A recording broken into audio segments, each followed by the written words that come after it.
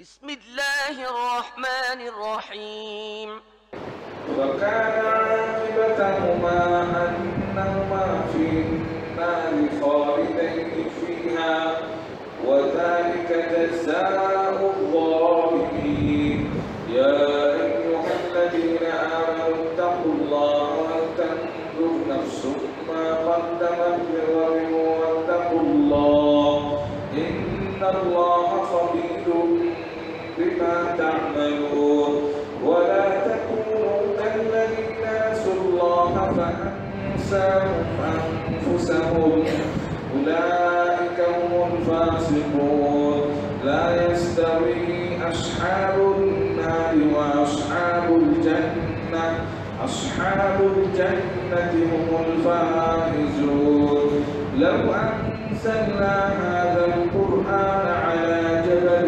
لرأيته خاشعا متصدعا من خشية الله وتلك الأمثال نضربها للناس لعلهم يتفكرون والله الذي لا إله إلا هو عالم الغيب والشهادة هو الرحمن الرحيم هو الله الذي لا إله إلا هو الملك القدوس السلام المؤمن المهيمن العزيز الجبار المتكبر سبحان الله عما يشركون والله الخالق البارئ المصور له الأسماء الحسنى يسبح له ما في السماوات والأرض وهو العزيز الحكيم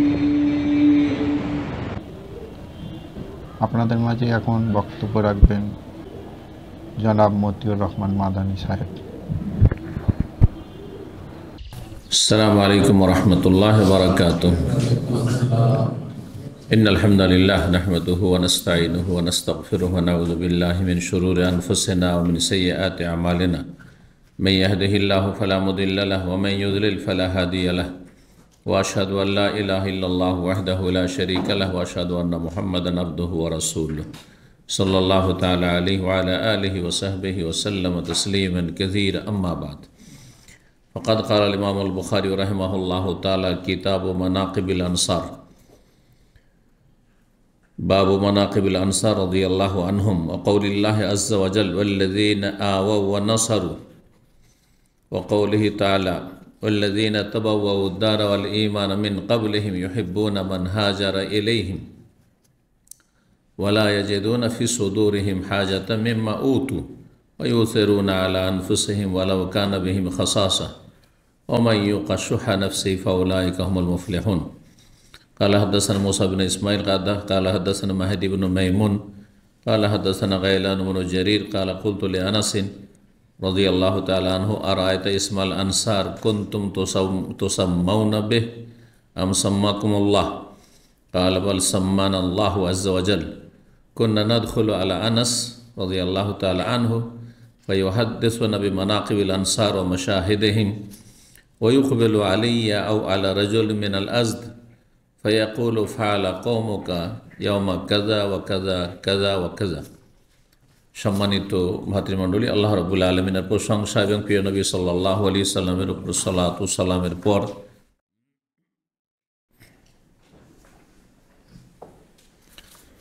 আজ মঙ্গলবার 30শে জামাদাস-সানি 1446 হিজরি মোতাবেক 31শে ডিসেম্বর 2024 আমাদের ধারাবাহিক আলোচনা সহিহুল বুখারীর আনসারীদের ফজিলত বা মর্যাদা নতুন পর্ব আজকে শুরু হবে আর ইনশাআল্লাহ তাআলা বেশ কিছু সময় চলবে। আল্লাহ রাব্বুল আলামিন যেন তাদের অনুসরণে তৌফিক দান করেন, কারণ তারা ছিলেন হেদায়েতের পথে আমাদের আদর্শ। রাসূলুল্লাহ সাল্লাল্লাহু আলাইহি ওয়াসাল্লামের পরে তারা ছিলেন নির্ভেজাল অনুসারী রাসূলুল্লাহ সাল্লাল্লাহু আলাইহি ওয়াসাল্লামের। তারা যে নবী সাল্লাল্লাহু আলাইহি ওয়াসাল্লামের অনুসারী ছিলেন, এতে কোনো ভেজাল, এতে কোনো রকমের সংমিশ্রণ, দুনিয়ার স্বার্থ এসব কিছু ছিল না। ইখলাসের সাথে তারা আল্লাহ সন্তুষ্টির জন্য নবী সাল্লাল্লাহু আলাইহি ওয়াসাল্লামের পাশে সব সময় থেকেছেন রাদিয়াল্লাহু তাআলা আনহুম ওয়ারদাহুম আনসার। সাহাবায়ে কেরামরা দুই ভাগে বিভক্ত। সাহাবায়ে কেরামগণকে কোরআন কারীমের ভাষায় দুই ভাগে ভাগ করা হয়েছে। এক ভাগের নাম হচ্ছে মুহাজির, এক বছর মুহাজিরিন, জি হিজরতকারী, যারা মক্কাতুল মুকাররমা থেকে ইসলামের স্বার্থে, দিনের স্বার্থে মদিনায় হিজরত করে এসেছেন। রাসূলুল্লাহ সাল্লাল্লাহু আলাইহি ওয়াসাল্লাম মুহাজির না আনসার? মুহাজির। তিনি হিজরত করেছেন, তিনি মুহাজির। হিজরত করা আর প্রাচীন ইতিহাস রয়েছে আল্লাহর জন্য, আল্লাহর দিনের জন্য, হ্যাঁ, আর নিজেকে পাপ থেকে, অন্যায় থেকে, গুনাহ থেকে বাঁচানোর জন্য। ইব্রাহিম আলাইহিস সালাম হিজরত করেছেন, করেননি? কোথায়? ইরাকে তার বাবার বাড়ি, জি বেবিলনে। সেখান থেকে বাপ যখন কট্টর মুশরিক, প্রতিমা পূজারি শুধু নয়, প্রতিমা সে নিজের হাতে তৈরি করে, আর কত লোকের কাছে যে সেল করে, আর কত লোক যে এই প্রতিমাগুলির পূজা করে, জি তাকে বহুভাবে বোঝানোর চেষ্টা করেছেন, দাওয়াত দিয়েছেন। ইব্রাহিম আলাইহিস সালাম কিন্তু মানেনি, বরং ছেলেকে আরও ধমক দিয়েছেন, শাসানি দিয়েছেন, বাড়ি থেকে তাড়িয়ে দিয়েছেন। যদি আমার আদর্শের বাইরে যাও, তরিকার বাইরে যাও, তাহলে তোমার এখানে কোনো স্থান নেই, বরং তোমাকে মেরে ফেলবো, লা আরজুমান্নাকা, জি মেরে ফেলবো তোমাকে। সুবহানাল্লাহ। তিনি হিজরত করেছেন, আর একা এই নয় যে দল বেঁধে হিজরত করছেন। তিনি যখন হিজরত করছেন তার সাথে মাত্র দুইজন সঙ্গী, মাত্র দুইজন সঙ্গী। কে কে? হ্যাঁ, লূত আলাইহিস সালাম নবী, তার ভাতিজা, আর তার স্ত্রী সারা, জি রাদিয়াল্লাহু আনহা। তিনজনের কাফেলা, সুদূর ইরাক থেকে শাম দেশ, 1 মাসের পথ, জি দীর্ঘ সময়। আপনি চিন্তা করেন, দামাম থেকে যদি আপনি এখান থেকে দামেস্ক বা আপনাকে ফিলিস্তিন, দামেস্ক তো নয়, ফিলিস্তিন, আসল মোবারক জায়গা হচ্ছে প্যালেস্টাইন, যেটা শাম দেশের গুরুত্বপূর্ণ অংশ। যদিও পুরো শামেই বরকত আছে, কিন্তু এক জায়গা আরেক জায়গার চাইতে বেশি শ্রেষ্ঠ। তো হিজরত করেছেন রাসূলুল্লাহ সাল্লাল্লাহু আলাইহি ওয়াসাল্লাম, সবচাইতে উত্তম হিজরতকারী। তো মুহাজিরিন আর আরেক দলের নাম হচ্ছে আনসার। আচ্ছা, যদি আপনাদের জিজ্ঞাসা করি আনসারদের ফজিলত সম্পর্কে, ইমাম বুখারী রাহিমাহুল্লাহ বিশেষভাবে এখানে অধ্যায় নিয়ে এসেছেন, পর্ব নিয়ে এসেছেন, ধারাবাহিক পর্ব চলবে, অনেকগুলি হাদিস এসছে। জি আমাদের এটা শেষ করতে 1 মাসের বেশি লাগবে, অন্তত 1.5 মাস 2 মাসও লাগতে পারে। তো মুহাজিরিনরা বেশি আল্লাহর কাছে উত্তম, শ্রেষ্ঠ না আনসাররা? মুহাজির। এক বাক্যে, কোনো ইখতিলাফ নেই আপনাদের? হ্যাঁ, হানফি, শাফি, মালিকি, হাম্বলি 4 মাযহাবের ইখতিলাফ হলো, আপনাদের কোনো ইখতিলাফ হলো না। জি হ্যাঁ, মুহাজিরিনরা আনসার চাইতে বেশি শ্রেষ্ঠ। তাহলে যদি আনসারদেরই এত ফজিলত হয়, তাহলে মুহাজিরদের কত ফজিলত রয়েছে চিন্তা করতে হবে। কেন মুহাজিরিনদের বেশি ফজিলত? একজন বলেন। সমস্ত কিছু খালি হাতে, সমস্ত কিছু, কত ধন সম্পদ ছিল, বাড়ি ছিল, ঘর ছিল, আত্মীয় স্বজন, মাতৃভূমি, টাকা পয়সা, সব কিছু যদি নিয়ে যেতে পারে, তারপরে মাতৃভূমি ছেড়ে অন্য জায়গায় ভালো লাগে না? যারা প্রবাসে আছেন তারা জানেন, যারা স্থায়ীভাবে অন্য অন্য দেশের, ইউরোপ, আমেরিকায় বাস করছেন, আর কোথায় অস্ট্রেলিয়া, নিউজিল্যান্ডে বাস করছেন, তাদেরকে জিজ্ঞাসা করে খুব সুখে আছে? আমাদের মনে হচ্ছে অনেক সুখে আছেন না? হ্যাঁ, আপনি আপনার গ্রামে আছেন, আপনার এলাকা আছেন, গোটা বংশধর, আত্মীয় স্বজন, ছোট থেকে যাদের সাথে আপনি খেলাধুলা করেছেন, মানুষ হয়েছেন, হ্যাঁ, তাদের সাথে যে আপনি থাকার সুযোগ পেয়েছেন, এটা অনেক বড় নিয়ামত আল্লাহ রাব্বুল আলামিনের। জি, যদি ফিতরা মুক্ত থাকতে পারেন তাহলে, আর মানুষকে যদি সঠিক পথ দেখাইতে পারেন, আল্লাহ তৌফিক দান করুন। তো আল্লাহ রাব্বুল আলামিন আসলে মানুষের রুজির ফয়সালা করে রেখেছে। হ্যাঁ, কেউ দেশে থাকবে, কেউ বিদেশে থাকবে। মুহাজিরিনরা বেশি শ্রেষ্ঠ কেন? এর একটি কারণ, বললেন যে তারা সমস্ত কিছু ত্যাগ করি খালি হাতে, তারপরে প্রাণের ঝুঁকি নিয়ে যে কোনো যখন হিজরত করছেন সেই পথে কাফেররা যদি পেত তাহলে বেঁচে থাকার কোনো সুযোগ ছিল না, কোনো সুযোগ ছিল না। জি। আর আরেকটি গুরুত্বপূর্ণ কারণ আছে মুহাজিরদের ফজিলতের। সেটা হচ্ছে যে মুহাজিরিন একদল আর আনসার একদল। মুহাজিরিনদের দলে রাসূলুল্লাহ সবচেয়ে শ্রেষ্ঠ মানুষ। মুহাম্মদ রাসূলুল্লাহ কোন দলে? মুহাজিরিনদের দলে। জি। সুতরাং মুহাজিররা আনসারদের তুলনায় শ্রেষ্ঠ। জি। হিজরতের বিশেষ ফজিলত হাদিস রয়েছে। তৃতীয় কারণ হিসেবে এটাও ধরে রাখতে পারেন। নবী সাল্লাল্লাহু আলাইহি ওয়াসাল্লাম বলেছেন, যখন আমর ইবনে আস একটু বিলম্বে ইসলাম কবুল করলো, আমর ইবনে আস, আর জাহেলি যুগে মেলা গুনাহ হয়েছে, পাপ হয়েছে, ইসলাম কবুল করতে এসে রাসূলুল্লাহ সাল্লাল্লাহু আলাইহি সাল্লামের কাছে হাত বাড়াচ্ছেন বায়াত শপথ করার জন্য, ইসলাম কবুল করবেন, কালিমা পড়বেন। আর হাত বাড়ানোর পরে হঠাৎ করে কি করছেন? হাতটা টেনে নিচ্ছেন তিনি। জি, এই হাদিস অনেকবার এখানে আলোচনা করেছি। রাসূলুল্লাহ অবাক যে এই লোকটি হাত বাড়াইলো কালিমা পড়ার জন্য, বায়াত করার জন্য, আবার হাতটাকে গুটিয়ে নিল কেন? কি ব্যাপার? তখন ওরিদ নাশতারিত, আমি একটা শর্ত লাগাতে চাই, ইসলাম কবুল করব, তবে একটা আমি কন্ডিশন, শর্ত লাগাতে চাই। যদি এই শর্তটা আমার মঞ্জুর হয় তাহলে আমি ইসলাম কবুল করব।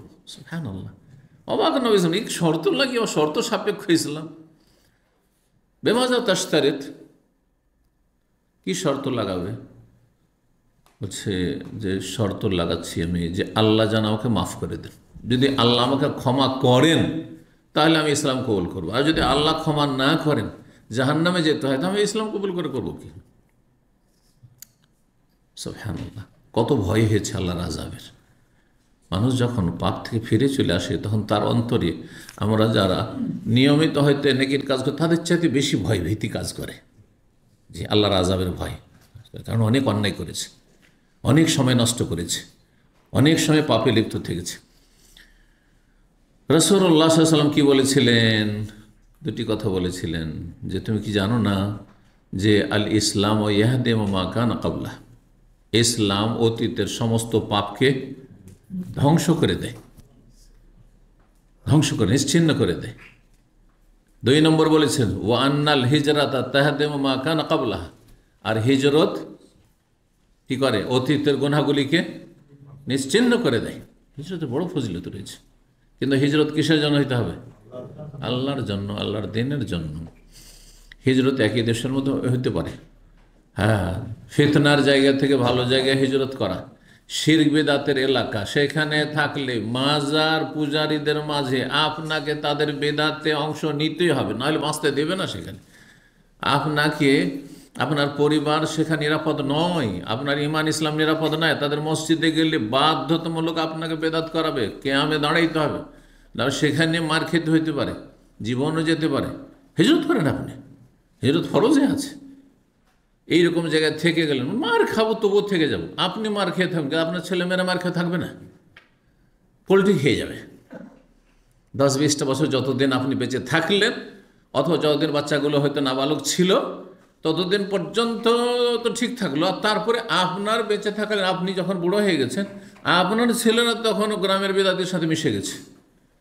এটা আপনাদের জন্য শিক্ষণীয় কথা। কিন্তু অনেকেই না, এই বেদাতি সমাজে বাস করব আমি, আর আমি টিকে থাকবো না। আপনি পারবেন না টিকে থাকতে, আপনি টিকে থাকলে আপনার ছেলেমেয়েরা পারবে না টিকে থাকতে। আমার আব্বা, তখন আপনার ভুল ধরবে আপনার ছেলেমেয়েরা, আমার বাবা কঠোর ছিল, হ্যাঁ, আমার বাবার তরিকা আমাদের ধরলে হবে না, সবার সাথে মিলেমিশে চলতে হবে।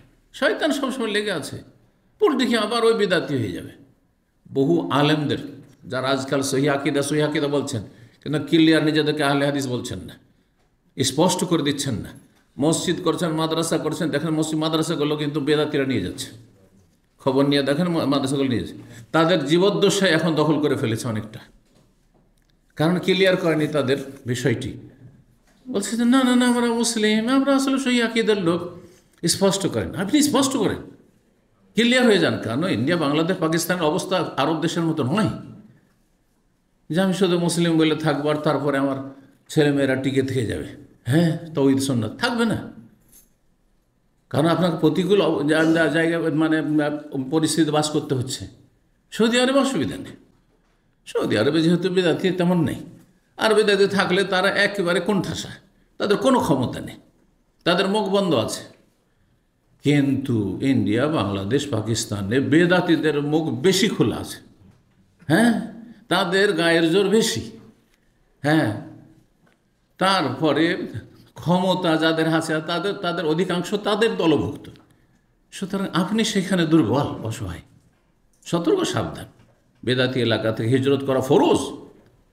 হ্যাঁ, পাপের এলাকা থেকে হিজরত করা ফরজ। এই বিষয়গুলো আপনাদের জন্য অত্যন্ত জরুরি। না হইলে আপনি নিশ্চিত থাকেন, যতই বড় আপনি মাদানি হন আর আলেম হন, আপনার ছেলেমেয়েরা আগামী প্রজন্ম আবার গ্রামবাসীর দিকে ফিরে যাবে, আপনার আদর্শে থাকবে না, নবী সাল্লাল্লাহু আলাইহি ওয়াসাল্লামের তরিকায়, খোলাফায়ে রাশেদিনের তরিকায় থাকবে না। মুখস্থ করেন কথাটি। জি, তো কথা লম্বা না করে আমরা আসল বিষয়ের দিকে আসি। আনসারদের ফজিলত, কিতাব ও মানাকিবুল আনসার। ইমাম বুখারী রাহিমাহুল্লাহ বলছেন এই পর্ব হচ্ছে আনসারদের মর্যাদা বা ফজিলত সম্পর্কে। মানাকিব মানে ফাজাইল। বিস্তারিত এই শব্দের ব্যাখ্যা এর আগে করেছি যখন ফাজাইলে সাহাবা বা মানাকিব এসেছে, মানাকিবুস সাহাবা, তখন। জি, আনসারদের ফজিলতে কোরআনে কারীমে বিশেষ কিছু আয়াত রয়েছে। মুহাজিরিনদের সম্পর্কে তো আয়াত আছে, মুহাজির আনসার দুই দল মিলিয়ে সাহাবায়ে কেরাম সম্পর্কে আরও মেলা আয়াত আছে। সাহাবায়ে কেরামদের ফজিলত মর্যাদায় অনেকগুলি আয়াত রয়েছে কোরআনে কারীমে। সেগুলো যদি আলোচনা করা যেত কয়েকটা ধারাবাহিক আলোচনা লাগবে। সাহাবায়ে কেরামদের ফজিলত কোরআনের আলোকে যদি এই বিষয়টি নিয়ে আলোচনা করি তা আমার একদিনের বিষয়ভিত্তিক আলোচনা হবে না, অত 2-3 দিন লাগবে। এতগুলি আয়াত রয়েছে, তো সেগুলির এখন সময় নেই। এখন আমাদের সামনে যেটি, সেটি হচ্ছে আনসারদের ফজিলতে বিশেষভাবে যে আয়াতগুলি রয়েছে এখানে নিয়ে এসছেন। বলছেন প্রথম অধ্যায়ে বাবু মানাকিবুল আনসার রাদিয়াল্লাহু আনহু। এই অধ্যায় হচ্ছে আনসারদের ফজিলত বা মর্যাদা সম্পর্কে। ওয়া কাউলিল্লাহি আযজা ওয়া জাল, মহান আল্লাহর বাণীর তাফসীর সম্পর্কে, যেই বাণীতে আল্লাহ রাব্বুল আলামিন বিশেষভাবে আনসারীদের কথা উল্লেখ করেছেন। ওয়াল্লাযীনা আওয়াও ওয়া নাসারু, আর ওই সব মানুষরা যারা অন্যদেরকে আশ্রয় দিয়েছে। আওয়াও, আশ্রয় দিয়েছে। আশ্রয় কারা দিয়েছিল? আনসার, মদিনাবাসী আশ্রয় দিয়েছে। মদিনার যারা মুমিন মুসলিম তারা আশ্রয় দিয়েছে। আর আশ্রয় কারা নিয়েছেন? মুহাজিরিনগণ, যারা মক্কা থেকে অথবা অন্য এলাকা থেকে যারা হিজরত করে এসেছেন। মক্কা থেকে মূলত হিজরত করেছে কারণ সেখানে নির্যাতিত ছিলেন, কিন্তু অন্য অন্য জায়গা থেকেও মুহাজিরিন এসেছেন। আবু হুরায়রা রাদিয়াল্লাহু তাআলা মুহাজির, কিন্তু তিনি হিজরত করে তার মক্কা থেকে আসেননি। তিনি এসেছিলেন দওস বংশ থাকে আল বাহা এলাকা, বর্তমান আল বাহা এলাকা থেকে এসেছেন। আবু মুসা আশআরী তারা এসেছেন আপনার ওই দিক থেকে, আবহা এলাকা থেকে, ওই দিক থেকে এসেছেন। তো অনেকে এমন থেকে এসেছেন, কিন্তু তারা সবাই মুহাজির যারা হিজরত করে মদিনা এসেছেন। কেউ ইসলাম রক্ষার জন্য এসেছে, কেউ দিন শিখার জন্য এসেছে। দিন শিখার জন্য হিজরত করে, সেটা আল্লাহর জন্য হিজরত, আল্লাহর দিনের জন্য, যে এখানে থেকে তো কিছু শিখবো না। হ্যাঁ, এখানে তো সব মূর্খ লোকদের বাস, সুতরাং আমি চলে যাবো রাসূলুল্লাহ সাল্লাল্লাহু আলাইহি ওয়াসাল্লামের কাছে, সাহাবায়ে কেরামদের কাছে, মুহাজির আনসার যেখানে আছে তাদের কাছ থেকে শিখবো, এই জন্য হিজরত করছি। তো আল্লাহ রাব্বুল বলছেন ওয়াল্লাযীনা আওয়াও, যারা আশ্রয় দিয়েছিল, ওয়া নাসারু, এবং সাহায্য করেছিল। শুধু আশ্রয় দেয়নি, আশ্রয় দিয়ে সার্বিক সাহায্য করেছে। ঘর বাড়ি ছেড়ে দিয়েছে, হ্যাঁ, জমি জায়গা প্রথম তো বলছে ভাগাভাগি করে নেব। হ্যাঁ, মুহাজিররা রাজি হন, না না না, নেব না, আমরা কেন নেব? তো ঠিক আছে, তাহলে তোমরা আমাদের বাগানগুলিতে, আমাদের জমি জায়গাতে আমাদের সাথে তোমরাও কাজ করো, আর তারপর এখান থেকে তোমাদের অর্ধেক, যেমন আমাদের দেশে আধি করা, আমরা আধি বলি। হ্যাঁ, যারা কৃষি কাজ করে, বড় বড় জমি জায়গাওয়ালারা নিজেরা অত বাইরে থাকে, হয়তো চাষাবাদ করতে পারে না, তো একসময় করতো কি, ওই আধি দিয়ে দিত, জমি দিয়ে দিল, আর অর্ধেক ফসল তোমার মেহনত করে, আর অর্ধেক ফসল আমি জমির মালিক। এখন অর্ধেকও নিতে চাই না, তখন আর অন্য অন্য তরিকা, যেটা জায়েজ তরিকা কিছু আছে, সেসব জায়েজ তরিকা, সেটা হচ্ছে আপনার কি করা, মানুষের কাছে জমি ভাড়া দেওয়া, যেটা শরীয়তের ভাষা ইজারা। ইজারা মানে ভাড়া দেওয়া, কিন্তু সেটাকে আমাদের দেশের লোকেরা বলে খাই খালাসি। অঞ্চল লোকের খেয়ে দিয়ে খালাস, 1 বছরের জন্য, 2 বছরের জন্য, 5 বছরের জন্য আপনার জমিটা নিলাম, 2 লাখ টাকা দিয়ে নিলাম, আপনি টাকা খাবেন আর আমি আপনার জমির ফসল খেয়ে দিয়ে যা পারবো উৎপন্ন করব, খেয়ে দিয়ে শেষ। এটাও জায়েজ, ঠিক না? আর যদি এমনটা করে যে ঠিক আছে তুমি মেহনত করো, চাষি মানুষ, আর আমার জমি, আর জমির নিচের দিকের ফসলটা তুমি নিবে, উপরের দিকের ফসল আমি নেব, জায়েজ হবে? কেন জায়েজ হবে না? হতে পারে বন্যার বছরে বর্ষাকালে নিচের দিকের ফসল পুরোটাই ডুবে গেল। আচ্ছা, এর বিপরীতটাও জায়েজ নয়, খরার বছর ওপর দিকে ফসল হল না, হয় জমির মালিক লস খাবে না হয় নর লস, সুতরাং এটা জায়েজ নাই। কিন্তু ধান গম যা উঠে আসলো সেটা অর্ধাঅর্ধি, 3 ভাগের 1 ভাগ আমি, তুমি 2 ভাগ, 4 ভাগে যার ওপর ইত্তেফাক চুক্তি হয়, অসুবিধা নেই, কারণ এতে ক্ষয়ক্ষতির আশঙ্কা নেই 2 পক্ষের কারো। জি। আর আরেকটি হচ্ছে জমি বন্ধক, এটা জায়েজ না হারাম? সুদ, এটা জায়েজ না, সুদ। জমি বন্ধক মানে অভাবী মানুষ, টাকার প্রয়োজন, তো জমি এসে দিয়ে দিল যে জমি তুমি নাও আর এত টাকা ধার দাও, আর তারপরে যতদিন দিতে পারবো না ততদিন ফসল আরামসে খেতে থাকো আর সুদ খাও তুমি, আর তারপরে তোমার 5 লাখ টাকা ধার নিলে 5 লাখ টাকাই ফিরিয়ে দেবো। খারাপ, এটি সুদ, সুদ একেবারে, কোনো সন্দেহ নেই। আর আপনার আত্মীয় স্বজন, অনেকের বাবা মা এই হারাম কাজ করে যাচ্ছে, সুতরাং এই হারাম রেজি বাবা মাকে খাওয়িয়ে জাহান্নামে পাঠাবেন না, তাদেরকে জানিয়ে দেন, তাদের মধ্যে অজ্ঞতা রয়েছে, ইসলাম জানে না। জি। তো আল্লাহ রাব্বুল আলামিন বলছেন তারা আশ্রয় দিয়েছে এবং সাহায্য করেছে। সূরা আনফালের 8 নম্বর 72, 74-এ এই আয়াতটি 2 বার করেছে, এই বাক্যগুলি। তারপরে সূরা হাশর 8 নম্বর 9, যেখানে মুহাজিরিনদের কথা তার আগের আয়াতে রয়েছে, আয়াত নম্বর 8-এ, লিল ফুকারাইল মুহাজিরিন আল্লাযিনা উখরিজু মিন দিয়ারিহিম ওয়া আমওয়ালিহিম ইয়াবতাগুনা ফাযলাম মিনাল্লাহি ওয়া রিজওয়ানা ওয়া ইয়ানসুরুনা আল্লাহ ওয়া রাসূলুহু উলাইকা হুমুস সাদিকুন, তারা সত্যবাদী। তারপরে আল্লাহ বলছেন ওয়াল্লাযিনা তাবাওয়াউদ দারা ওয়াল ঈমান, যারা বসবাস করেছিল, আর দারা মানে দারুল মদিনা, মদিনা শহরে, দার মানে নগরী, মদিনা শহরে, মদিনা নগরীতে যারা বসবাস করেছিল। তাওয়ার শাব্দিক অর্থ হচ্ছে আশ্রয় নেওয়া, স্থান নেওয়া, তার মানে বসবাস করা। এই জন্য এই শব্দটি রয়েছে আরেকটি প্রসিদ্ধ হাদিসে, সহিহ মুসলিমের, মান কাযাবা আলাইয়া মুতাআম্মিদান ফালিয়াতাবাওয়া মাকআদাহু মিনান নার, যেই ব্যক্তি ইচ্ছে করে আমার ওপর মানে রাসূলুল্লাহ সাল্লাল্লাহু আলাইহি ওয়াসাল্লামের ওপর মিথ্যারোপ করবে, যে নবী এই কথা বলেছেন। হ্যাঁ, নবী সাল্লাল্লাহু আলাইহি ওয়াসাল্লামের এটি হাদিস, কিন্তু জাল কথা। হ্যাঁ, নবী সাল্লাল্লাহু আলাইহি ওয়াসাল্লাম নূরের পয়দা, নবী সাল্লাল্লাহু আলাইহি ওয়াসাল্লামের ছায়া ছিল না, হ্যাঁ, ইত্যাদি ইত্যাদি। যারাই নবী সাল্লাল্লাহু আলাইহি ওয়াসাল্লাম সম্পর্কে মিথ্যাচার করবে, ফালিয়াতাবাওয়া, সে যেন নিজে তৈরি করে নেই স্থান, হ্যাঁ, তৈরি করে নেই, মাকআদাহু, তার জায়গা কোথায়, মিনান নার, জাহান্নামে, জাহান্নামে তার জায়গা তৈরি করে নিল, তার স্থান হচ্ছে জাহান্নাম, তাবাওয়া।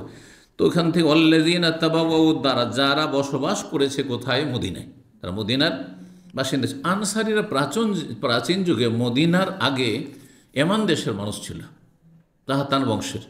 আরব জাতি 2 ভাগে বিভক্ত, প্রাচীন আরব, কাহতান এবং আদনান। তো দক্ষিণ অঞ্চলের যারা আরব তারা হচ্ছে কাহতান বংশ, আর উত্তর অঞ্চলের বা মধ্যম অঞ্চলের আরব দেশের যত আরব সব হচ্ছে আদনান বংশ, নবী সাল্লাল্লাহু আদনান বংশের। জি।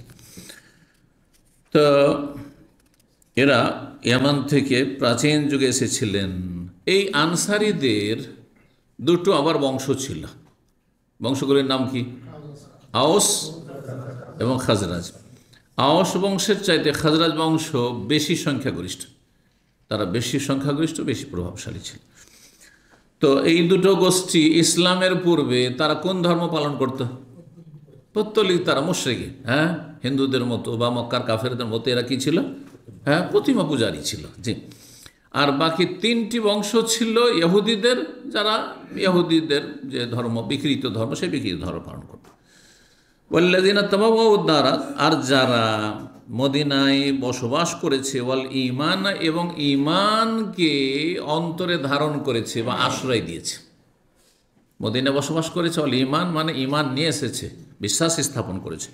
মিন ক্বাবলিহিম মানে এদের পূর্বে, মুহাজিরিনদের পূর্বে অনেক মুহাজির যারা পরে ইসলাম গ্রহণ করেছে, কিন্তু এরা বিশেষভাবে প্রথম সারির যারা আনসার, তারা নবী সাল্লাল্লাহু আলাইহি ওয়াসাল্লামের সাথে হজ মৌসুমে গিয়ে রাতের অন্ধকারে চুপচাপ গিয়ে দেখা সাক্ষাৎ করেছে, কাফেররা যাতে টের না পায়, না হলে মহা মুশকিল রয়েছে। বায়াতে উল আকাবা, বায়াতে আকাবা, প্রথম বায়াতে আকাবা, দ্বিতীয় বায়াতে আকাবা, যে নবী সাল্লাল্লাহু আলাইহি ওয়াসাল্লামের যেসব সাহাবায়ে কেরামগণ ইসলাম গ্রহণ করেছেন আনসার, জি, আর তারপরে তারা এসে মদিনায় ইসলামের চর্চা করা, ইসলামের দাওয়াত দেওয়া শুরু করেছেন। নিজের পরিবার পরিজন আত্মীয় স্বজন, নবী সাল্লাল্লাহু আলাইহি ওয়াসাল্লাম হিজরত করে আসার সময় অনেক লোক, প্রায় লোকই মুসলমান হয়ে গেছে।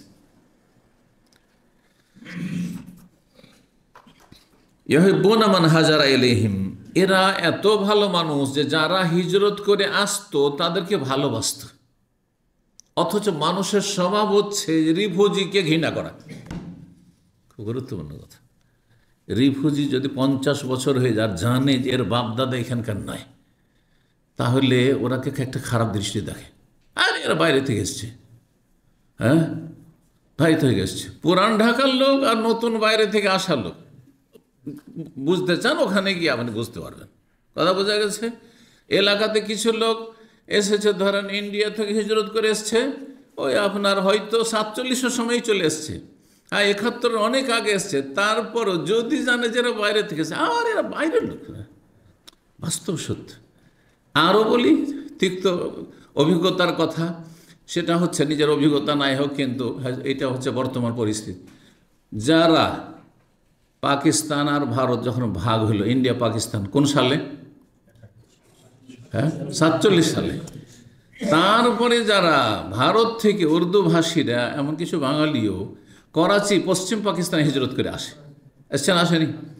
এখন পর্যন্ত তাদের নাম হচ্ছে মুহাজির। হ্যাঁ মুহাজির, চিন্তা করেছেন? আর যারা বাঙালি ফেসা আছে তাদের কি অবস্থা সেখানে? যেমন বাঙালি যারা ফেসা আছে তাদের অবস্থা দুরবস্থা সেখানে, ঠিক ওই রকমই যারা বিহারি ফেসা আছে ঢাকাতে, তাদের অবস্থা দেখুন। বাস্তব সত্য, তিক্ত কথা। তো কথা হচ্ছে যে মুহাজিরিনদেরকে মানুষ সাধারণত ভালোবাসে না, জ্ঞান নজরে দেখে। কিন্তু যারা আগে থেকে চলে এসছে, এরা আগে থেকে আছে, যতদিন থেকে জানি, আমার বাপদাদা আমল থেকে এরা আছে, আমাদের সাথে বসবাস করে, ওরা যেন কাছের। সেখানে দেখে না যে কে ইমানদার, কে পরেজগার, কে ভালো মানুষ, যার ভিত্তিতে মানুষকে ভালোবাসতে হবে। কিসের জন্য ভালোবাসতে হবে? আল্লাহর জন্য, আল্লাহর দিনের জন্য, রসুলের জন্য, কোরআনের জন্য, এই জন্য ভালোবাসবেন। তো যার আল্লাহর সাথে বেশি সম্পর্ক, রসুলের সাথে সম্পর্ক, কোরআনের সাথে সম্পর্ক, কিবলার সাথে সম্পর্ক, মসজিদের সাথে, তাকে ভালোবাসবো। সে এখানে রিফিউজি হোক, বাইরের হোক, আর আত্মীয় হোক, অনাত্মীয়, যে হোক, ব্যাস। কিন্তু মানুষের সব, তাই আল্লাহ বলছে ইউহিব্বুনা মান হাজারা ইলাইহিম, যারা তাদের কাছে হিজরত করেছে তাদেরকে তারা ভালোবেসেছে। ওয়ালা ইয়াজিদুনা ফি সুদুরিহিম হাজাতাম মিম্মা উতু, আর মুহাজিরিনদেরকে নবী সাল্লাল্লাহু আলাইহি ওয়াসাল্লামের পক্ষ থেকে যা কিছু দেওয়া হতো, তাতে আনসারীরা তাদের অন্তরে কোনো রকমের হিংসা বিদ্বেষ অনুভব করতেন না। অথচ স্বাভাবিক মানুষের স্বভাব হচ্ছে, আরে সমস্ত কোরবানি আমরা দিলাম, আমরা আশ্রয় দিলাম, আমরা এত সাহায্য করলাম, সব কিছু তাদের জন্য উৎসর্গ করলাম, আর আমাদেরকে কিছুই দেয় না, শুধু বঞ্চিত করা হচ্ছে, আর মুহাজিরিনদের কি দেওয়া হচ্ছে? হতে পারে কি না? শয়তান একবার সুযোগ নিয়েছেন। নবী সাল্লাল্লাহু আলাইহি সাল্লাম তখন তাদের কাছে সঠিক বিষয়টি তুলে ধরেছেন যে দেওয়ার মাপকাঠি, হ্যাঁ, আমার কাছে এই নয় যে কার বেশি কোরবানি রয়েছে, কারণ যাদের কোরবানি রয়েছে হয়তো তাদেরকে দেওয়ার প্রয়োজন নেই, কারণ তাদের মধ্যে ঈমান ইখলাস এত বেশি যে দুনিয়ার এই তুচ্ছ স্বার্থ চাই না তারা। কিন্তু নতুন নতুন লোক যারা, তাদেরকে না দিলে হ্যাঁ কচুর পাতার পানির মতো পোল্ট্রি খেয়ে যাবে। এবার বুঝতে পেরেছেন? এই জন্য পুরাতন ভাইরা, ধরেন খাবার দাবার কম আছে, পুরাতন ভাইরা যদি না খান কোনো অসুবিধা নেই, না আগেই আপনারা বসবেন, এটা উচিত মোটেই নয়। তাহলে এখানে আপনাদের ইমানের দুর্বলতা আছে। কিন্তু নতুন নতুন মানুষ আসতে চাই না, আরে 1 ঘন্টা 1.5 ঘন্টা বসতে হবে, আরে বিপদ। অথচ সারা রাত ও নেট নিয়েও হারাম কাজে বসে থাকছে, বুঝতে পারছেন? ওদের সম্মান করা, ওদের আপ্যায়ন করা, আর এটা মূল্যায়ন করা, এটা গুরুত্বপূর্ণ বিষয়। কারণ ওদের যদি মূল্যায়ন না করা, আমাদের কোনো মূল্যায়ন নেই সেখানে, আমরা কোনো পাত্তাই পাই না ওখানে, কি ঠিক না? হীনমন্যতা কাজ করবে, তখন শয়তান ও আর এক রাস্তা দিয়ে গুমরাহ করার সুযোগ পাবে, যে না না যাবো না, আমরা বাদ দে। তো মুহাজিরিনদের যখন নবী সাল্লাল্লাহু আলাইহি ওয়াসাল্লাম দিতেন, জিহাদের ময়দান থেকে গনিমতে ধন সম্পদ আসলো, যুদ্ধলব্ধ ধন সম্পদ, আর বেশি বেশি তাদেরকেই দিতেন, তখন সাহাবাই কেরাম যারা আনসারি, তারা মনে কোনো কষ্ট, সংকীর্ণতা বোধ, আর তারপরে কোনো হিংসা, ঈর্ষা, এসব কিছুই ছিল না। যদি সাময়িক কিছু হয়েছে, নবী সাল্লাল্লাহু আলাইহি সাল্লামের উপদেশের মাধ্যমে সে রোগ সেরে গেছে। প্রাথমিক রোগ হতে পারে, সুস্থ মানুষকে প্রাথমিক রোগ হয় না, হয়, কিন্তু রোগটা জটিল হয় না। কিন্তু যদি বেশি অসুস্থ হয়ে যান, তখন রোগটা কি হয়ে যায়, তখন জটিল রোগের আকার ধারণ করে, তখন আর ভালো করা সম্ভব হয় না, তখন আরোগ্য সম্ভব হয় না। জি, তো এই ছিল দুটো আয়াত আনসারীদের সম্পর্কে। 3776 নম্বর হাদিস বর্ণনা করছেন গায়লান ইবনে জারির রাহিমাহুল্লাহ তাবেঈ। তিনি বলছেন, কুলতু লি আনাস, আমি আনাস ইবনে মালিক রাদিয়াল্লাহু তাআলা বললাম, আর আয়াত, আচ্ছা বলুন তো, ইসমাল আনসার, এই আনসারীদের যে নামটা রয়েছে আনসার, কুনতুম তুসাম্মাউনা বিহি আম সাম্মাকুমুল্লাহ, আপনারাই এই নামকরণ নিজেদের করেছেন নাকি আল্লাহ আপনাদের নামকরণ করেছেন? আল্লাহ আপনাদের নাম আনসার রেখেছেন, না আপনারা নিজেরা এই নামটা নিজে নিয়েছেন? কোনটা ঠিক? আল্লাহ নাম রেখেছেন। তার মুহাজির আনসার এই নাম কার দেওয়া? আল্লাহর দেওয়া। তাহলে নামে কোনো যায় আসে না, কিন্তু নামকে কেন্দ্র করি যদি ইসলাম বিরোধী অপতৎপরতায়, অন্যায় যদি লিপ্ত হয়ে যান, তখন হারাম, তখন হারাম। বুঝছেন না? এই নাম স্বয়ং আল্লাহ দিয়েছেন, কিন্তু যখন এক আর আনসারি আর এক মুহাজিরে পানি নিয়ে একটু ঝগড়া হয়ে মুহাজির আনসারিকে মেরে দিয়েছে, যখন একটা ঘুষি মেরে দিয়েছে, ধাক্কা দিয়েছে, তখন সে একবার চিৎকার করে ডাক দিয়েছে, কাকে? আনসারিদের, ইয়াল আনসার, হে আনসারিরা রক্ষা করো, আমাকে মেরে দিল। দৌড় দিয়ে চলে সবাই আনসার, হয়েছে কি, হয়েছে কি? এদিকে মুহাজির ভাবলো যে তো আমার বাঁচবো না এখন, আমাকে তো গণপিটুনি দিবে এরা। তখন যে ইয়াল মুহাজিরিন, হে মুহাজিরিনরা আমাকে রক্ষা করো। অথচ আল্লাহর দেওয়ার নাম দুটোই তারা ডেকেছিল, কিন্তু অসৎ উদ্দেশ্য, যেহেতু ঝগড়া বিবাদের উদ্দেশ্য ছিল, জাতীয়তার জাহিলিয়াত ছিল সেই কথাতে, যার ফলে রাসূলুল্লাহ সাল্লাল্লাহু আলাইহি ওয়াসাল্লাম আসার পরে শুনল ব্যাপারটা কি, বলছে একটু ঝগড়া হতেই এই নিজের নিজের দলকে ডাকা শুরু করেছে, আর মারামারি, একবার লড়াই লেগে যাবে মনে হচ্ছে। আবার ওই প্রাচীন লড়াই 120 বছর ধরে যে চলেছে, ওই রকম ধরনের লড়াইয়ের উপক্রম হয়েছে মদিনায়। মদিনার বাইরের ঘটনা ছিল, সফর ঘটনা। তো নবী সাল্লাল্লাহু আলাইহি ওয়াসাল্লাম বললেন যে, কি বললেন? আবে দাওয়াল জাহেলিয়া ওয়ানা বাইনা আযহরিকুম, আমি এখনো তোমাদের মাঝে জীবদ্দশায় আছি, বেঁচে আছি, আর তোমাদের মধ্যে এই জাহিলিয়াতের স্লোগান। তাহলে বোঝা গেল যে জাতীয়তার স্লোগান হচ্ছে জাহিলিয়াতের স্লোগান। নাম তো আল্লাহর দেওয়া, মুহাজির আনসার, কিন্তু জাতীয়তার উদ্দেশ্যে ডাকা হয়েছে, সেই জন্য জাহিলিয়াত বললেন। কথা বোঝা গেছে?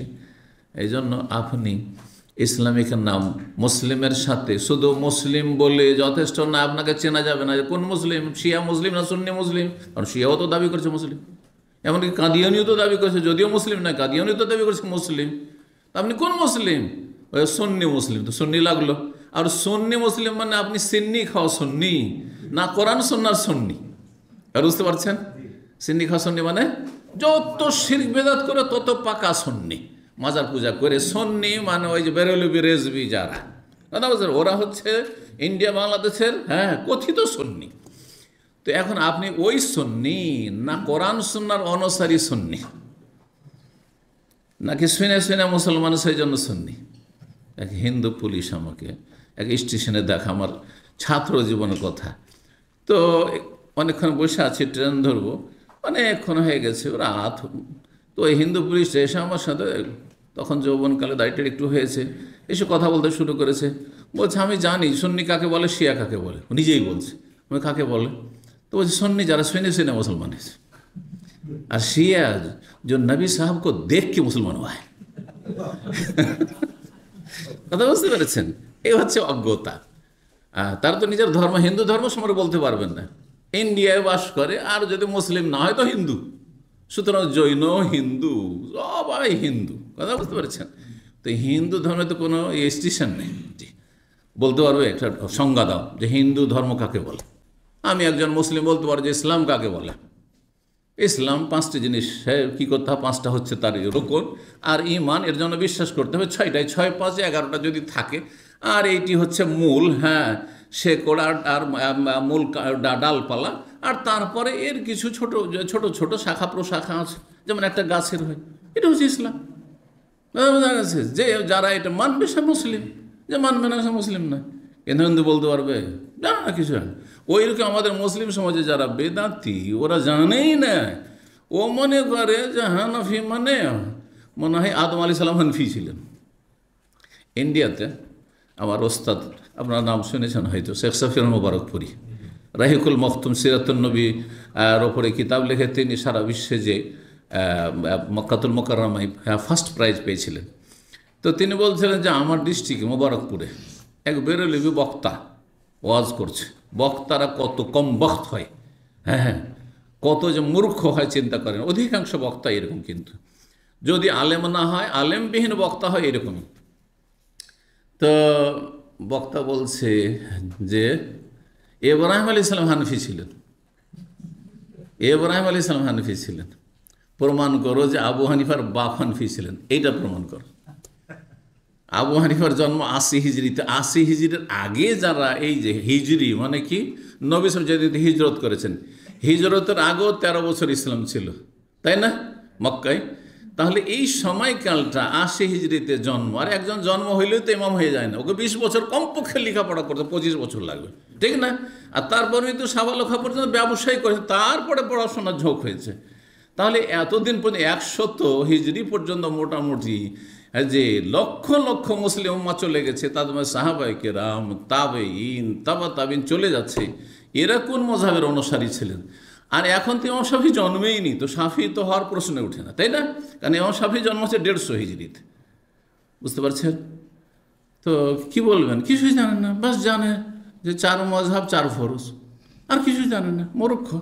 জি, আল্লাহ হেদায়েত দান করুন। তো আনসার নাম আল্লাহ দিয়েছেন, কালাবাল সাম্মান আল্লাহ আযম, মহান আল্লাহ আমাদেরকে এই নাম দিয়েছেন। এইরকমই মুসলিম নাম কার দেওয়া?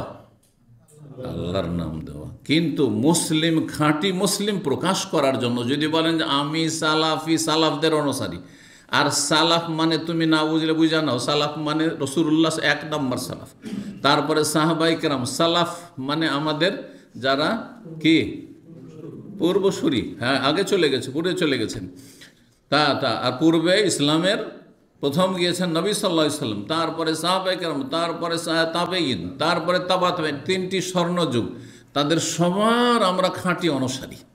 আমরা একজনের অনুসারী নয়, শুধু আবু হানিফার অনুসারী নয় যে নিজেকে হানফি বলবো, শুধু শাফির অনুসারী নয় যে শাফি বলবো, নিজে ইমাম মালিকের অনুসারী নয় যে মালিকি বলবো, ইমাম আহমদ বিন হাম্বল একজনের শুধু অনুসারী নয় যে হাম্বলি বলবো, বরং আমরা এইরকম হাজার হাজার লক্ষ লক্ষ ওলামা আইম্মা পয়দা হয়েছেন, তাদের সবার অনুসারী, যারা কোরআন সুন্নাহর আলেম, তাদের সবার অনুসারী।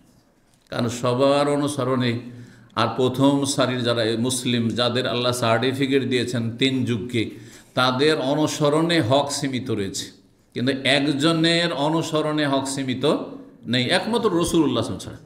রসুলের পরে কোনো একজনকে মানবেন, এতে হক সত্য সীমিত নেই, ভুল হতেই পারে, ভুলের ঊর্ধ্বে আম্বিয়া রসুল ছাড়া কেউ না।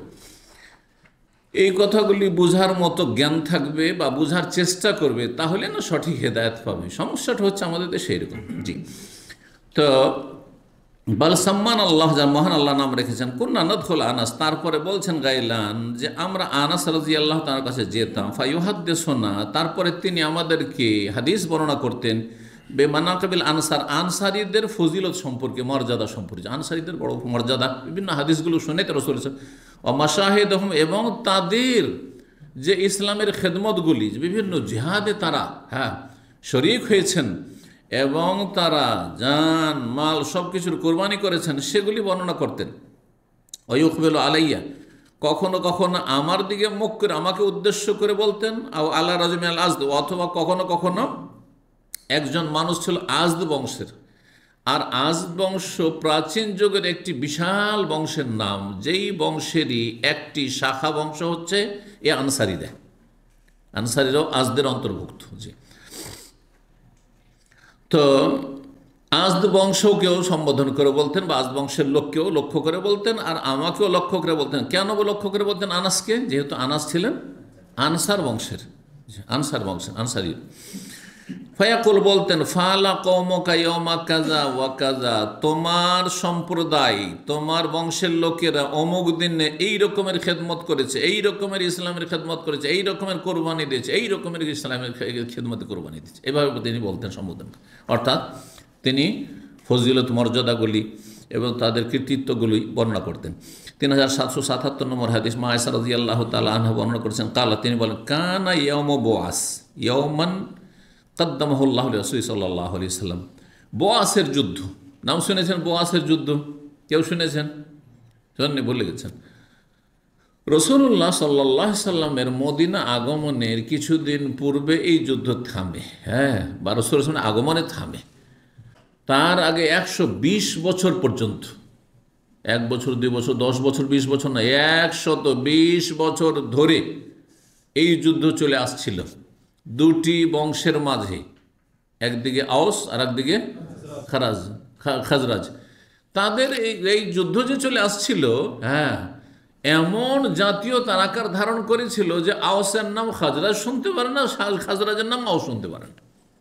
আর যে যাকে যেখানে পায়, গ্রামাঞ্চলে এক সময়, হ্যাঁ, গ্রামীণ পলিটিক্স আর লড়াই এমন ছিল যে কোনো মানুষ নিরাপদ ছিল না। এমন এমন এলাকা আমরা জানি, শুনেছি বা দেখেছিও। সুবহানাল্লাহ, জীবন নিয়ে পালাইতে হয়েছে, বাড়িঘর ছেড়ে পালাইতে হয়েছে, কারণ ওই বংশের লোক কোনো কিছু, নিরীহ মানুষ, তারা মার, হ্যাঁ, ধর ওকে, কারণ ওই বংশের লোক, কারণ আমাদের দুশমন। এগুলি জাহিলিয়াত আসলে। তো এইরকম ছিল এদের অবস্থা, আওস খাজরাজের অবস্থা। ঝগড়া কি নিয়ে শুরু হয়েছিল? তাও একটু পানি নিয়ে, কারণ পানির অভাব আরব দেশে, যে জিনিসটার অভাব হয় সেটা নিয়ে মানুষের মারামারি কাটাকাটি হয়, তাই না? অভাব না থাকলে কিন্তু, অভাবে স্বভাব নষ্ট। আমাদের মুরব্বীরা যে কিছু কথা বলেছেন খুব গুরুত্বপূর্ণ, অভাবে স্বভাব নষ্ট। আসলে যে জিনিস অভাব সেটা নিয়ে কিন্তু মারামারি।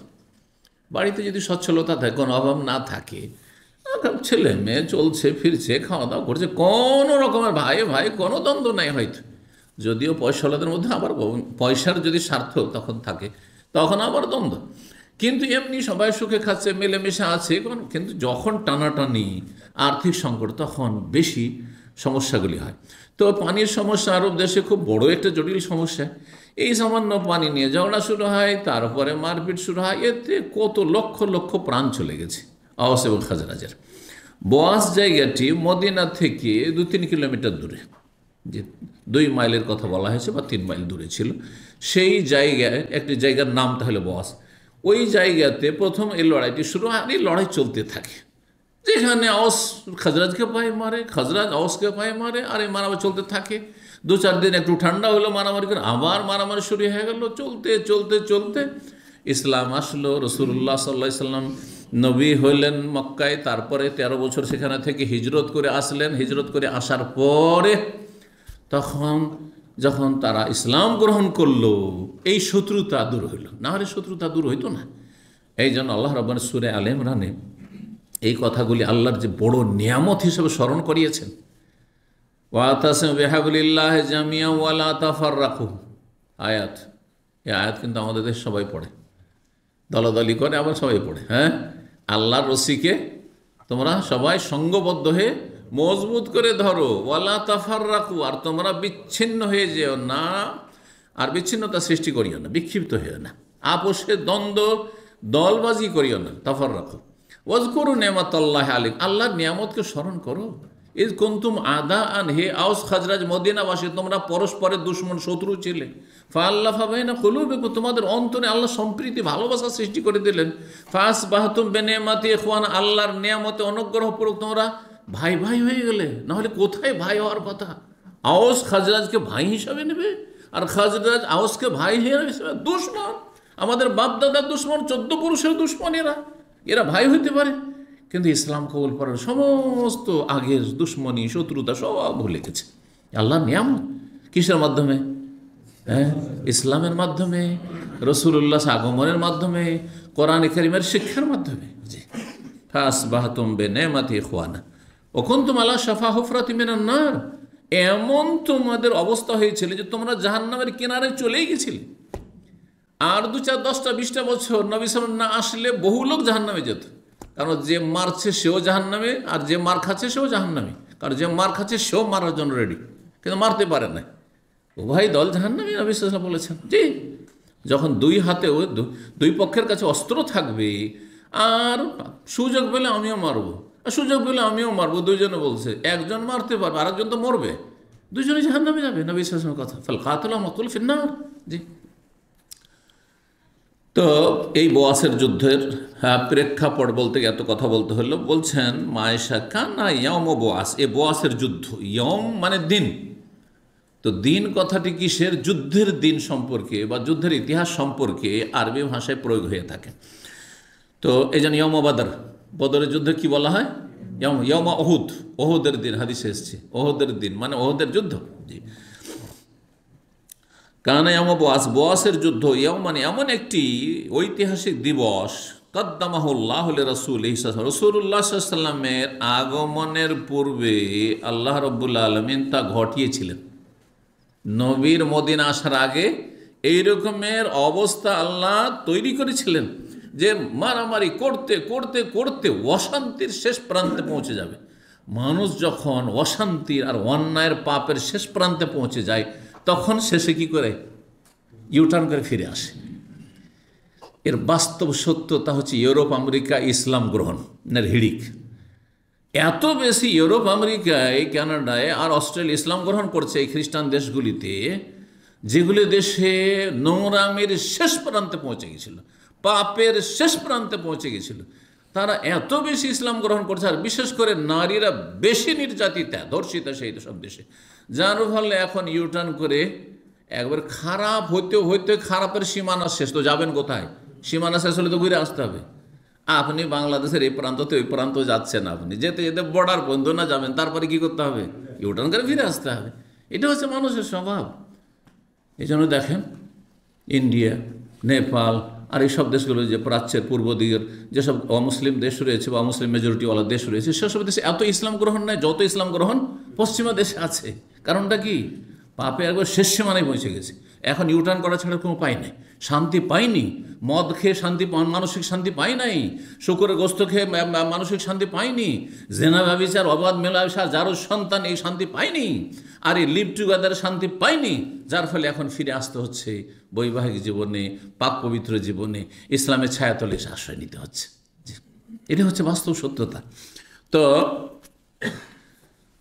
রাসূলুল্লাহ সাল্লাল্লাহু আলাইহি ওয়াসাল্লাম আগমনের আগে আল্লাহ রাব্বুল আলামিন এইরকমটা ঘটিয়েছিলেন। ফাকাদেমা রাসূলুল্লাহ সাল্লাল্লাহু আলাইহি ওয়াসাল্লাম এমন সময় মদিনায় পদার্পণ করলেন, ওয়াকাদ ইফতারাকা মালাহুম, সেই সময় এমন পরিস্থিতি ছিল যে মদিনার যারা নেতৃস্থানীয় ব্যক্তি, প্রভাবশালী ব্যক্তি, তারা দলে দলে বিচ্ছিন্ন হয়ে গেছিল, কারোর সাথে কারো মিল ছিল না। ওয়াকুতিলাত সারাওয়াতুহুম, এবং তাদের যারা ধনী ব্যক্তি বা সম্পদশালী, জি সারাওয়াত বলা হয় ধনীদেরকে, বিত্তবান যারা সম্পদশালী ব্যক্তি, তারা সব নিহত হয়েছিল, কেউ অজরেহু আর কেউ আহত হয়েছে। নিহত আর আহত, যারা বেঁচে আছে সব ক্ষতবিক্ষত আহত হয়ে, কার হাত কেটেছে, পা কেটেছে, আর কেউ শয্যাশায়ী আহত হয়েছে, আর না হয় নিহত। ফাকাদ্দামাহুল্লাহ লিরাসূলিহি সাল্লাল্লাহু আলাইহি ওয়াসাল্লাম ফি দুখুলিহিম ফিল ইসলাম, আল্লাহ রাব্বুল আলামিন এই রকমের পরিস্থিতি অগ্রিম তৈরি করেছিলেন রাসূলুল্লাহ সাল্লাল্লাহু আলাইহি ওয়াসাল্লামের খাতিরে, ফি দুখুলিহিম ফিল ইসলাম, তাদের ইসলামে দীক্ষিত হওয়ার জন্য, প্রবেশ করার জন্য অনুকূল পরিবেশ তৈরি করার উদ্দেশ্যে। অনুকূল পরিবেশ, ফিল্ড তৈরি আছে, মানুষ একেবারে অশান্তিতে আর থাকতে পারছে না।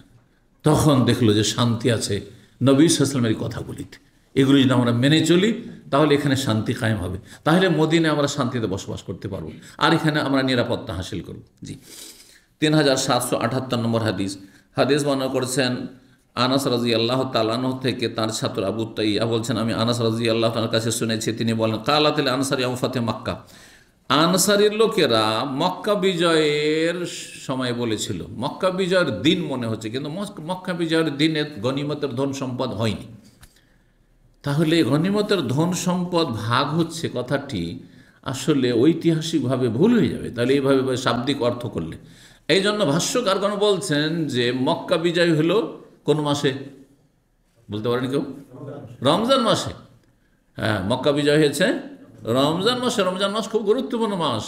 হক বাতিলের যে পার্থক্য হয়েছে, ইসলামের ইতিহাসে প্রথম লড়াই সেটা হচ্ছে বদর, রমজান মাসে। হ্যাঁ, 70 জন কাফের নেতা নিহত। আর মক্কা বিজয় হয়ে তারা নির্মূল হয়েছে, দমন হয়েছে মক্কার কাফেররা। হ্যাঁ, যাদের দাপটের শেষ ছিল না, যাদের অহংকার দাম্ভিকতার শেষ ছিল না, হ্যাঁ, সেটাও রমজান মাসে। জি, রমজান মাস মুসলিম উম্মার বিজয়ের মাস, জি, সম্মানের মাস। শুধু এবাদতবন্দেগী নয়, সার্বিক জীবনে আর জিহাদও এবাদত, এবং ইসলাম শক্তিশালী হওয়া গুরুত্বপূর্ণ এবাদত, যে ইসলাম মুসলিমরা শক্তিশালী হবে।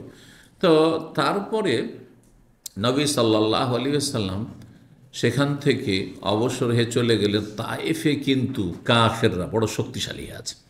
আর তায়েফের পাশে হুনাইন এলাকায় এরা খুব তীর চালাতে পারদর্শী। এটা একটা বাতিল শক্তি, কাফের শক্তি খুব মজবুত হয়ে আছে, এদেরকে নির্মূল করতে হবে, দমন করতে হবে। হুনাইনের যুদ্ধে গেলেন, হুনাইনের যুদ্ধ হল। আর হুনাইনের যুদ্ধে অনেক ধন সম্পদ গনিমতে পেয়েছেন রাসূলুল্লাহ, সাহাবায়ে কেরামগণ। তো সিরাতুন নবীতে যেগুলি আলোচনা করেছি সেগুলির ভাগ বন্টন। আর এই দুই মক্কা বিজয় আর হুনাইনের যুদ্ধের মাঝে 1.5-2 মাসের ব্যবধান ছিল। 1.5-2 মাসের ব্যবধান ছিল। মানে মক্কা বিজয় হলো রমজান মাসে, আর তারপরে সওয়াল জিলকাদ মাসে। জিলকাদ মাসে হয়েছে হুনাইনের যুদ্ধ। আর এই জিলকাদ মাসে হুনাইনের যুদ্ধ করে নবী করিম সাল্লাল্লাহু আলাইহি ওয়াসাল্লাম জেরা নামক স্থানে গনিমতের ধন সম্পদ ভাগ করলেন। ভাগ করার পরে রাতের অন্ধকারে যখন অবসর হয়ে গেলে, এই সময়টা ফিরে আছি, চলে একটা উমরা করে নি। এই উমরাটি নবী সাল্লাল্লাহু আলাইহি ওয়াসাল্লামের তৃতীয় জেরানার উমরা ছিল, এই জন্য উমরাতুল জেরানা বলে। নবী সাল্লাল্লাহু আলাইহি ওয়াসাল্লাম জীবনে কয়টি উমরা করেছেন? 4টির মধ্যে 3 নম্বর উমরা এই সময়টা হয়েছিল। জি, গনিমতের ধন সম্পদ ভাগ করার পরে রাত্রিটা ফিরে আছেন, চলো, আগে থেকে কোনো নিয়ত ছিল না উমরা, এখান থেকে ওই রকম যদি আপনি কোনো কাজে গেছেন, জেদ্দা গেছেন কাজে, তাইফ গেছেন কাজে, কাজ কাম শেষ করলেন, তারপরে ভাবছেন যে এখন উমরা করি, তাহলে আপনার জরুরি নয় যে মিকাতে যেতে হবে। আপনার যেখানে কাজ শেষ হয়েছে, যেখানে হোটেলে, ওখান থেকে ইহরাম বেঁধে নেবেন আপনি। কিন্তু আপনার যদি মুখ্য উদ্দেশ্য প্রথমেই থাকে উমরা, তাহলে আপনি বাইরে থেকে যাচ্ছেন, কি করতে হবে? আপনাকে ইহরাম মিকাত থেকে বেঁধে যেতে হবে। তো এই হাদিসে রয়েছে যে মক্কা বিজয়ের পরে আনসারীরা একটি মন্তব্য করল। কি মন্তব্য? যে নবী সাল্লাল্লাহু আলাইহি সাল্লাম কেমন কাজ করলেন, আমরা এত কুরবানি দিলাম, জিহাদের ময়দানে আনসারীদের কুরবানি মুহাজিরদের চেয়ে বেশি, ধন সম্পদের কুরবানি আর জীবনের কুরবানি, শহীদের সংখ্যাও তাদের বেশি। যদি মুহাজিরিনদের অন্যদিকে কুরবানি, যে তারা ঘর বাড়ি ধন সম্পদ সব কিছু ছেড়ে এসছেন। তো বলছেন যে আনসারীরা বলল কি, ও আতা কোরাইশান, কোরাইশদেরকে দিচ্ছেন, ওয়াল্লাহি, আল্লাহর কসম করে। সব আনসারী বলেনি, আনসারীদের কিছু সংখ্যক মানুষ, 2-4 জন এইরকম একটা মন্তব্য করেছিল, যে মন্তব্যটি পছন্দনীয় ছিল না। ওয়াল্লাহি, আল্লাহর কসম করে বলছে, ইন্না হাযা লাহু আল আজাব, এটি তো একটি আশ্চর্য বিষয় যে আমরাই সব কোরবানি করব, ত্যাগ স্বীকার করব, আমরাই প্রাণ দেব, আর আমরা কিছুই পাবো না, একবারে জিরো, আর ওরাই পাবে আবার। ইন্না সয়ুফানা লা তাকতুরু মিন দিমায়ে কুরাইশ, অথচ আমাদের তরবারি কোরাইশ কাফেরদের রক্তে কি করছে? রক্ত, কোরাইশ কাফেরদের রক্ত ঝরছে আমাদের তরবারি থেকে, অথচ আমাদের তরবারি থেকে কোরাইশ কাফেরদের রক্ত ঝরতে আছে। অর্থাৎ কোরাইশ কাফেররা যারা রাসূলুল্লাহ সাল্লাল্লাহু আলাইহি সাল্লামকে মেরে দেওয়ার চেষ্টা করেছে, রাসূলুল্লাহ সাল্লাল্লাহু আলাইহি সাল্লামকে হিজরত সফরে পেলে কেউ যদি ধরে নিয়ে আসতে পারে, জীবিত মৃত নিয়ে এসে দিতে পারে, তাহলে 100 উট, সেসব কাফেরদের রক্ত ঝরিয়েছি আমরাই সমস্ত কুরবানি দিলাম, জিহাদ করলাম, আর আমাদেরকে কিছুই দিল না। এটা আশ্চর্য কথা। জি, এরকম বিরূপ মন্তব্য করেছিল। ওয়া গানায়মনা তুরাদ্দু আলাইহিম, আর তারপরে হুনাইনের যুদ্ধ তাদের বড় একটা অবদান ছিল, তাদের কোরবানি ছিল। আমরা এই যুদ্ধ করলাম আর এদেরকে দমন করলাম আর এই গনিমতে ধন সম্পদ আমরা হাসিল করলাম, যদিও মুহাজিররাও আছে সেই জেহাদে, কিন্তু আমাদের গনিমত যুদ্ধে লব্ধ ধন সম্পদগুলি তাদের কি ফেরত দিয়ে দেওয়া হবে, মানে তাদের বংশের লোককে দিয়ে দেওয়া হবে? এটা কেমন কথা, আশ্চর্য কথা। এই কথা বলে মন্তব্য করে নবী সাল্লাল্লাহু কাছে এই সংবাদটি পৌঁছে গেল। এই সংবাদ কে পৌঁছেছিলেন? প্রখ্যাত সাহাবী সাদ বিন ওবাদা রাদিয়াল্লাহু তাআলা আনহু, খাজরাজদের নেতা। তার মানে এই নয় যে বাইরে থেকে কেউ মুহাজির কথাটি পৌঁছাচ্ছেন। হ্যাঁ, সাদ বিন ওবাদা দেখলেন যে আমার সমাজে কিছু লোক আছে যাদের ঈমান একটু মানে দুর্বল এখানে হয়ে যাচ্ছে, কারণ এখানে আমরা অনেক কুরবানি দিলাম, কিছুই পেলাম না, আর ওরাই সব পাবে। তো ইয়া রাসূলুল্লাহ, এইরকম কিছু লোক বিরূপ মন্তব্য করেছে, সুতরাং আপনার উপদেশের প্রয়োজন আছে। জি, আপনার খবরটি পৌঁছাইলাম। ফাদা আল আনসার, নবী আনসারীর দিকে ডাকলেন আর এসে বললেন, মাল্লাজি বালাগানি আনকুম, তোমাদের সম্পর্কে যে কথাটি পৌঁছেছে কতটা সত্য? আসলে কি সত্য নাকি কেউ মিথ্যায় কথাটি রটালো? ওয়াকানু লা ইয়াকযিবুন, কিন্তু আনসারীরা মিথ্যা বলতে জানতেন না। আজকাল হলে মিথ্যা বলে দিয়ে একবার ফেরেশতা সেজে যাবেন। হ্যাঁ, অন্যায় কথাও বলছেন আর তারপরে না না না শেখ আমি আরে আল্লাহর জন্য আপনাকে ভালোবাসি, এমন আল্লাহর জন্য ভালোবাসি, এখান থেকে নিচে নামলে আবার কত রকম কি, আল্লাহ হেফাজত করুক। যদিও আলহামদুলিল্লাহ এরকম সংখ্যা খুব কমই আছে, এক দুটো হয়তো আগাছা মাঝে মধ্যে থাকতে পারে, থাকবে। নবী সাল্লাল্লাহু আলাইহি ওয়াসাল্লাম সম্পর্কে ভুল বুঝেছে, ভুল বুঝাবুঝি, সবাই সব কথা সবাই বুঝে না। ওয়াকানু লা ইয়াকযিবুন, তারা মিথ্যা বলতো না। ফাকালু, সুতরাং আনসারীদেরকে যেমনই জিজ্ঞাসা করা হলো ডেকে, হুয়াল্লাযী বালাগাকা, আপনার কাছে যে সংবাদ পৌঁছেছে সেটাই সত্য, মানে এরকম কথা আমাদের কেউ বলেছি আমরা। কালা, রাসূলুল্লাহ সান্ত্বনা দেওয়ার জন্য বললেন, আওয়ালা তারদাউন, তোমরা কি সন্তুষ্ট নও? আইয়ার যে আন্নাসু বিল গানাইম ইলা বুয়ুতিহিম, যে সমস্ত অন্য লোকেরা এই যুদ্ধে লব্ধ ধন সম্পদ নিয়ে বাড়িতে ফিরবে। ওয়াতার যেমন রাসূলুল্লাহ সাল্লাল্লাহু আলাইহি ওয়াসাল্লাম, তোমরা রাসূলুল্লাহ সাল্লাল্লাহু আলাইহি ওয়াসাল্লামকে নিয়ে এলা বুয়ু, তোমাদের বাড়িতে ফিরবে। তোমরা নবীকে নিয়ে যাবে সাথে করে, আর ওরা নিয়ে যাবে পয়সা, নিয়ে যাবে ধন সম্পদ নিয়ে যাবে, কোনটা চাও? তারপর রাসূলুল্লাহ বললেন, শোনো, লাউ সালাকাতিল আনসার ওয়াদিয়ান আও শাইমা লা সালাকতু ওয়াদিল আনসার, যদি আনসারীরা কোনো উপত্যকা অথবা গিরিপথে চলে, গিরিপথ বুঝেন? হ্যাঁ, পাহাড়ে যে সংকীর্ণ পথ থাকে, জি, বা ঘাঁটি। তো লাউ সালাকাতিল আনসার ওয়াদিন, ওয়াদি উপত্যকা, দুই পাহাড়ের মাঝখানে একটু প্রশস্ত জায়গা, আর শেবান মানে গিরিপথ। যদি আনসারীরা কোনো উপত্যকা, কোনো মাঠ দিয়ে অথবা কোনো গিরিপথ দিয়ে চলে, আর মুহাজিররা, আর অন্য হাদিসে রয়েছে মুহাজিররা অন্য কোনো রাস্তা দিয়ে চলছে, তা কোন রাস্তা ধরবো আমি? লা সালাকতু ওয়াদিল আনসার আও শাইবাহুম, তাহলে আমি অবশ্যই আনসারীদের উপত্যকায় অথবা আনসারীদের গিরিপথে আমি চলবো, আমি মুহাজিরিনদের সাথে চলবো না। এইভাবে তোমাদেরকে ভালোবাসি, এতটা ভালোবাসি। এবং এখানে তো সংক্ষেপ আছে, আরেকটি হাদিস হয়েছে, লাউলাল হিজরাতু লাকুনতু ইমরাআম মিনাল আনসার, হিজরতের যদি বিশেষ মর্যাদা এবং ফজিলত না থাকতো, যে ফজিলতের দিকে ইঙ্গিত করলাম শুরুতে ভূমিকাতে, তাহলে আমি নিজেকে একজন আনসারী হিসেবে গণ্য করতাম, আর আমি পরিচয় দিতাম আমি আনসারী, আমি মুহাজির না, আমি আনসারী বলতাম। আনসার মানে আনসার, নাসিরের বহুবচন, নাসির, নাসির আল্লাহর একটি নাম হচ্ছে আন-নাসির, নেমান মাওলা নেমান নাসির। নাসির মানে সাহায্যকারী, নাসির মানে সাহায্যকারী, নাসের মানেও সাহায্যকারী, নাসির মানেও সাহায্যকারী, আর আনসার মানে যারা সাহায্যকারী, বহু বচন। 2 নম্বর অধ্যায় বাবু কওলিন নবী সাল্লাল্লাহু আলাইহি ওয়াসাল্লাম লাউলাল হিজরাতু লাকুনতু ইমরাআম মিনাল মাসার, চলে আসলো অধ্যায়, চলে আসলো এখানে। যদি হিজরতের বিশেষ ফজিলত না থাকতো তাহলে আনসারীদের একজন ব্যক্তি আমি হয়ে যেতাম। আব্দুল্লাহ বিন যায়েদ রাদিয়াল্লাহু তাআলা আনহু, এই হাদিসটি নবী সাল্লাল্লাহু আলাইহি ওয়াসাল্লাম থেকে বর্ণনা করেছেন, 3779 নম্বর হাদিস। হাদিস বর্ণনা করেছেন আবু হুরায়রা রাদিয়াল্লাহু তাআলা আনহু, বলছেন নবী সাল্লাল্লাহু আলাইহি ওয়াসাল্লাম বলেন, অথবা বর্ণনাকারী বলেছেন কাল আবুল কাসিম, আবুল কাসিম সাল্লাল্লাহু আলাইহি ওয়াসাল্লাম বলেছেন। আবুল কাসিম কে? নবী সাল্লাল্লাহু আলাইহি ওয়াসাল্লাম। মানে বর্ণনাকারী সন্দেহ যে নবী সাল্লাল্লাহু আলাইহি ওয়াসাল্লাম শব্দটি বলেছেন আবু হুরায়রা, তাহলে আবু হুরায়রার ছাত্র বা তার কোনো ছাত্র, তার সন্দেহ হয়েছে যে তারা কত তাহলে সতর্ক থাকতেন যে আমার ওস্তাদ কালান নবী বলেছেন, কালা রাসূলুল্লাহ বলেছেন, নাকি কাল আবুল কাসিম বলেছেন। সন্দেহ হয়েছে, তখন বলে দিয়েছে যে এটাও হইতে পারে, আবার এটাও হইতে পারে। এই জন্য কোনো হাদিস আমরা যারা হাদিস সম্পর্কে জ্ঞানী, ভালো আলেম যারা, হাদিস একটা বলতে গিয়ে যদি শব্দ সম্পর্কে সন্দেহ হয়, তখন শেষখানে আমরা বলি আউকামা কালা রাসূলুল্লাহ সাল্লাল্লাহু আলাইহি ওয়াসাল্লাম, অথবা যেমন আমি যেমনটা পড়লাম হইতে পারে এই বাক্য দিয়ে হাদিসে আছে, অথবা যেমনটা রাসূলুল্লাহ সাল্লাল্লাহু আলাইহি ওয়াসাল্লাম বলেছেন।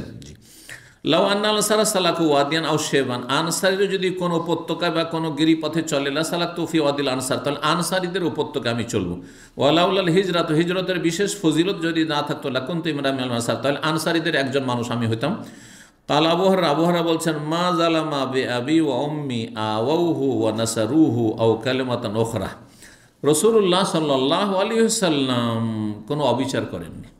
বে আবি ওয়া উম্মি, আমার বাবা মা তার ওপর কুরবান হোক, উৎসর্গ হোক রাসূলুল্লাহ সাল্লাল্লাহু আলাইহি ওয়াসাল্লামের ওপর, তিনি কখনো যদি কাউকে বেশি দিয়েছেন, কাউকে দেননি, বঞ্চিত করেছেন, তার মানে তিনি অবিচার করেননি।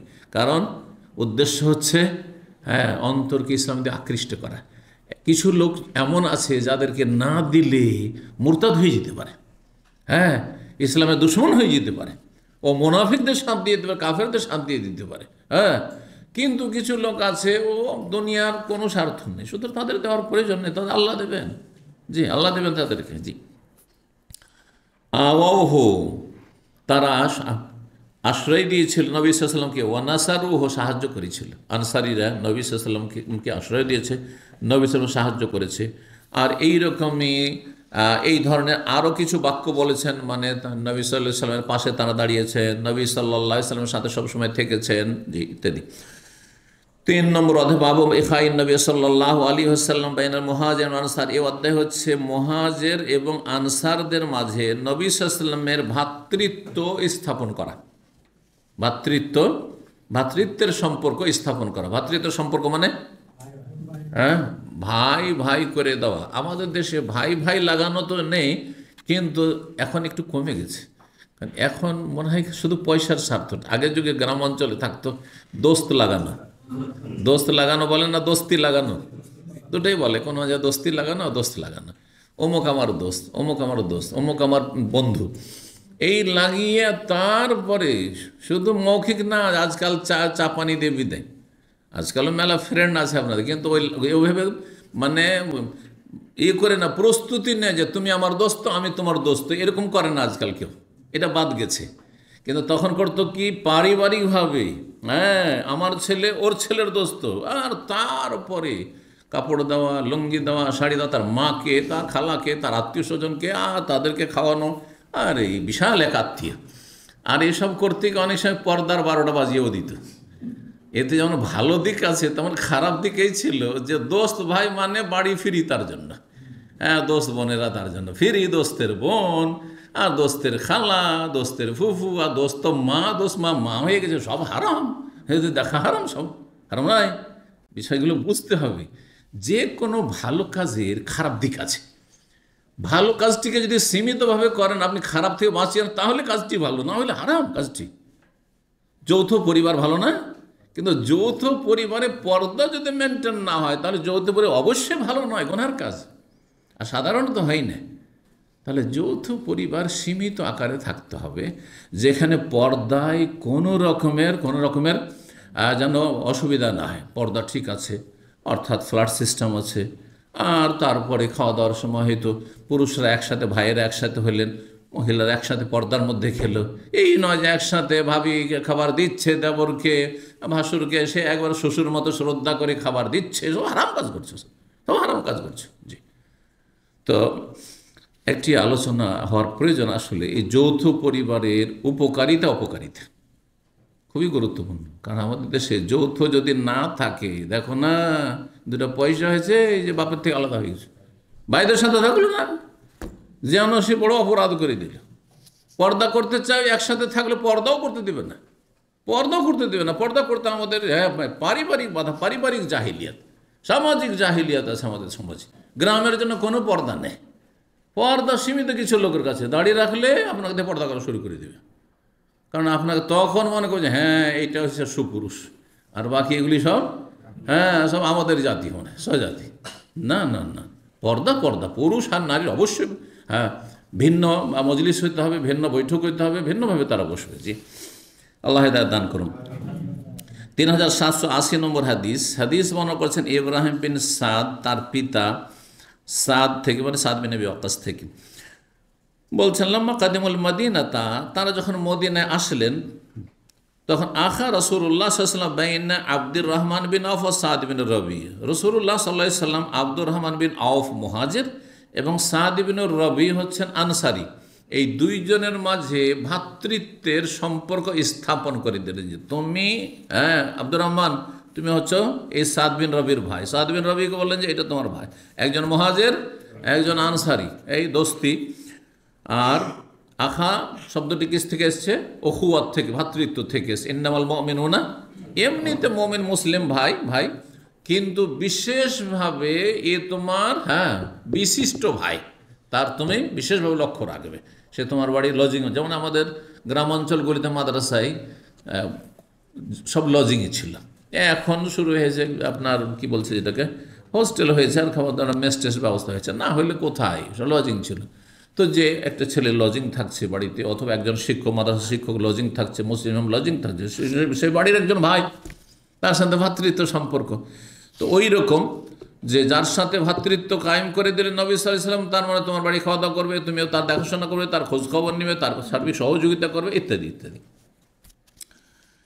ফকাল আব্দুর রহমান, তখন আব্দুর রহমানকে বললেন সাদ বিন রবি, যখন রাসূলুল্লাহ তোমার সাথে আমার ভ্রাতৃত্ব স্থাপন করে দিয়েছেন, শোনো, ইন্নী আকসারুল আনসারে মালান, আনসারীদের মধ্যে আমি সবচাইতে ধনাঢ্য ব্যক্তি, আমার কাছে জমি জায়গা আর খেজুর বাগান বেশি আছে, পয়সাও বেশি আছে।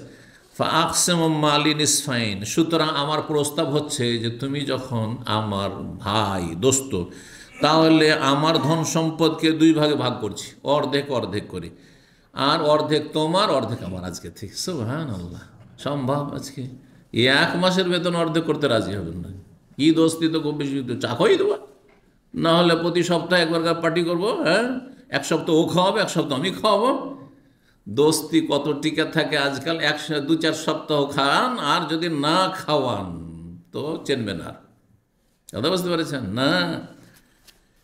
প্রস্তাব যে অর্ধেক ধন সম্পদ তোমার, অর্ধেক আমার। ওয়ালি ইমরাতান, শুধু তাই নয়, দেখো আমার 2টা স্ত্রী আছে, তোমার একটা স্ত্রী নেই। তুমিও যুবক মানুষ, তোমার স্ত্রীর প্রয়োজন, আমার 2জন স্ত্রী রয়েছে। ফানজুর আজাবাহুমা ইলাইক, তুমি দেখো তোমাকে 2জনের মাঝে কোনটা পছন্দ লাগছে। তখন চেহারা দেখা যাইছিল, কারণ হেজাবের বিধান 6ষ্ঠ হিজরিতে নাযিল হয়েছে। আর ওখুয়াত, ভ্রাতৃত্ব স্থাপন নবী সাল্লাল্লাহু আলাইহি ওয়াসাল্লাম মদিনা আসার পরে পরেই, প্রথম হিজরি অথবা দ্বিতীয় হিজরিতে করে দিয়েছেন, প্রথম করে দিয়েছেন।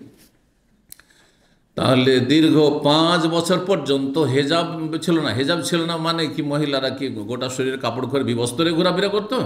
শালীনতার সাথে ঘুরতো, কিন্তু চেহারা ঢাকতো না, মাথাও ঢাকতো, চুল ঢাকতো, কি ঢাকতো না? চেহারা ঢাকতো না, হাত ঢাকতো না, পা ঢাকতো না, টাকনার নিচ পর্যন্ত খোলা থাকতো, এতটুকু থাকতো। তাহলে হিজাবের বিধান যখন নাজেল হলো, তাহলে অতিরিক্ত কি নাজেল হইলো? যে বেগানা পুরুষের সামনে চেহারা খোলা চলবে না। আর বিশেষ করে যুবতী হইলে হাতও খোলা যাবে না, কারণ হাতেও আকর্ষণ আছে। যুবতী মহিলাদের, যুবতী মেয়েদের হাতেও আকর্ষণ আছে। হাত খান খোলা থাকলে যদি ফর্সা হয়, ওই দিকে তাকাচ্ছে, ওই দিকে তাকাচ্ছে। এক শ্রেণী অসৎ লোক, যে এইটুকু ছিদ্র, একটু চোখে ছিদ্র, ওই দিকেই তাকাচ্ছে। আচ্ছা না, নেই এরকম অসৎ লোক কিছু? সুতরাং যতটা পারবে ঢাকবে, এটার নাম হেজাব। আর হেজাব মানে এ না শুধু মাথায় কাপড় দিলে হেজাব হয়ে যায়। হেজাব মানে এই পশ্চিমা হেজাব নাই, কথিত হেজাব, যে একটা ছোট্ট একটা রুমাল স্কার্ফ এমন করে মজবুত করে বাঁধলো একবারে মাথার সাথে, আর এইদিকে টি শার্ট পরে আছে, ওইদিকে আপনার কি নিচে পরে আছে আপনার জেন্টস পরে আছে, আর সমস্ত অঙ্গগুলি এমন টাইট কাপড় লেগে আছে, আর মাথাখানটা শুধু ঢাকা আছে এই আধা হাত কাপড় দিয়ে। এটাকে কি বলে? ওই সব দেশে হেজাব বলে, হেজাব বলে। এটা হেজাব নয়, এটার নাম হেজাব নয়। হেজাব বুঝতে হবে, শরীয়তের হেজাব ঢিলা ঢালা কাপড় হইতে হবে, গোটা শরীর ঢাকা হইতে হবে, আর চেহারা ঢাকতে হবে। ফুল হিজাব হচ্ছে চেহারা ঢাকতে হবে, চুলের কোনো অংশ খোলা চলবে না, জি, আর চেহারাও খোলা চলবে না। এটা হচ্ছে সঠিক কথা। তার চেহারাতেই তো আসল ফিতনা আছে। কিসে ফিতনা আছে? একজন পুরুষ মানুষ একটা মহিলার দিকে তাকায়, কোন দিকে তাকায়? চেহারার দিকে তাকাবে, ঠিক না? চেহারাতে ফিতনা আছে, চোখে চোখে ফিতনা। চোখে চোখে দেখা না হলে কোনো ফিতনা হবে না। চোখে চোখে দেখা না হলে পেছন থেকে আপনি তাকাইতে থাকেন, কোনো ফিতনা হবে? একতরফা এক পক্ষ থেকে কোনো ফিতনা হয় না। নর নারীর ফিতনা দুই পক্ষ থেকে হয়। দুই পক্ষ কখন ফিতনা হবে? যখন চার চোখ একসাথে মিলিত হবে। জি, সুতরাং আসল হচ্ছে চেহারা ঢাকতে হবে।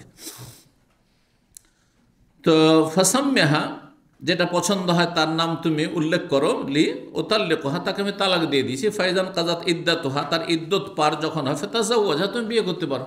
কারণ অন্য মেয়ে বিয়ে করতে গেলে বেশি মোহর চাবে, বেশি মোহর, তোমার কাছে কোনো পয়সা নেই, তোমাকে কে বিয়ে দিবে? হ্যাঁ, তুমি বাইরের লোক, আমি দিচ্ছি, তোমার সাথে আমার ভ্রাতৃত্ব স্থাপন করে নবী সাল্লাল্লাহু আলাইহি সাল্লাম। হ্যাঁ, এই সুযোগকে গ্রহণ করলেন। হ্যাঁ, আব্দুর রহমান, যে কাজ হয়ে গেছে, হ্যাঁ, আজকে বউ পেয়ে যাব, ফিরি ফিরি বউ পেয়ে যাবো নাকি?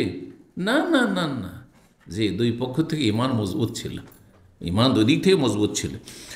আল্লাহ, তিনি বলে, বারাকাল্লাহু লাকা ফি আহলিকা ওয়া মালিকা, আল্লাহ আপনার পরিবারে এবং ধন সম্পদে বরকত দেন। ভাই, আইনা সুকুকা, আমাকে দুল্লুনি, অন্য রিওয়ায়াতে রয়েছে দুল্লুনি আলা সুক, এই মদিনার মার্কেট, আমি তো কিছু চিনি না, কোন দিকে কী আছে না আছে, মদিনার হাট বাজার বা মার্কেট কোথায় আছে একটু দেখিয়ে দেন, আমি ব্যবসা বাণিজ্য বুঝি, যাবো, একটু ব্যবসা বাণিজ্য করবো, আল্লাহ আমার রিজিকে বরকত দেবেন, তারপর টাকা পয়সা হইলে আমি বিয়ে করবো।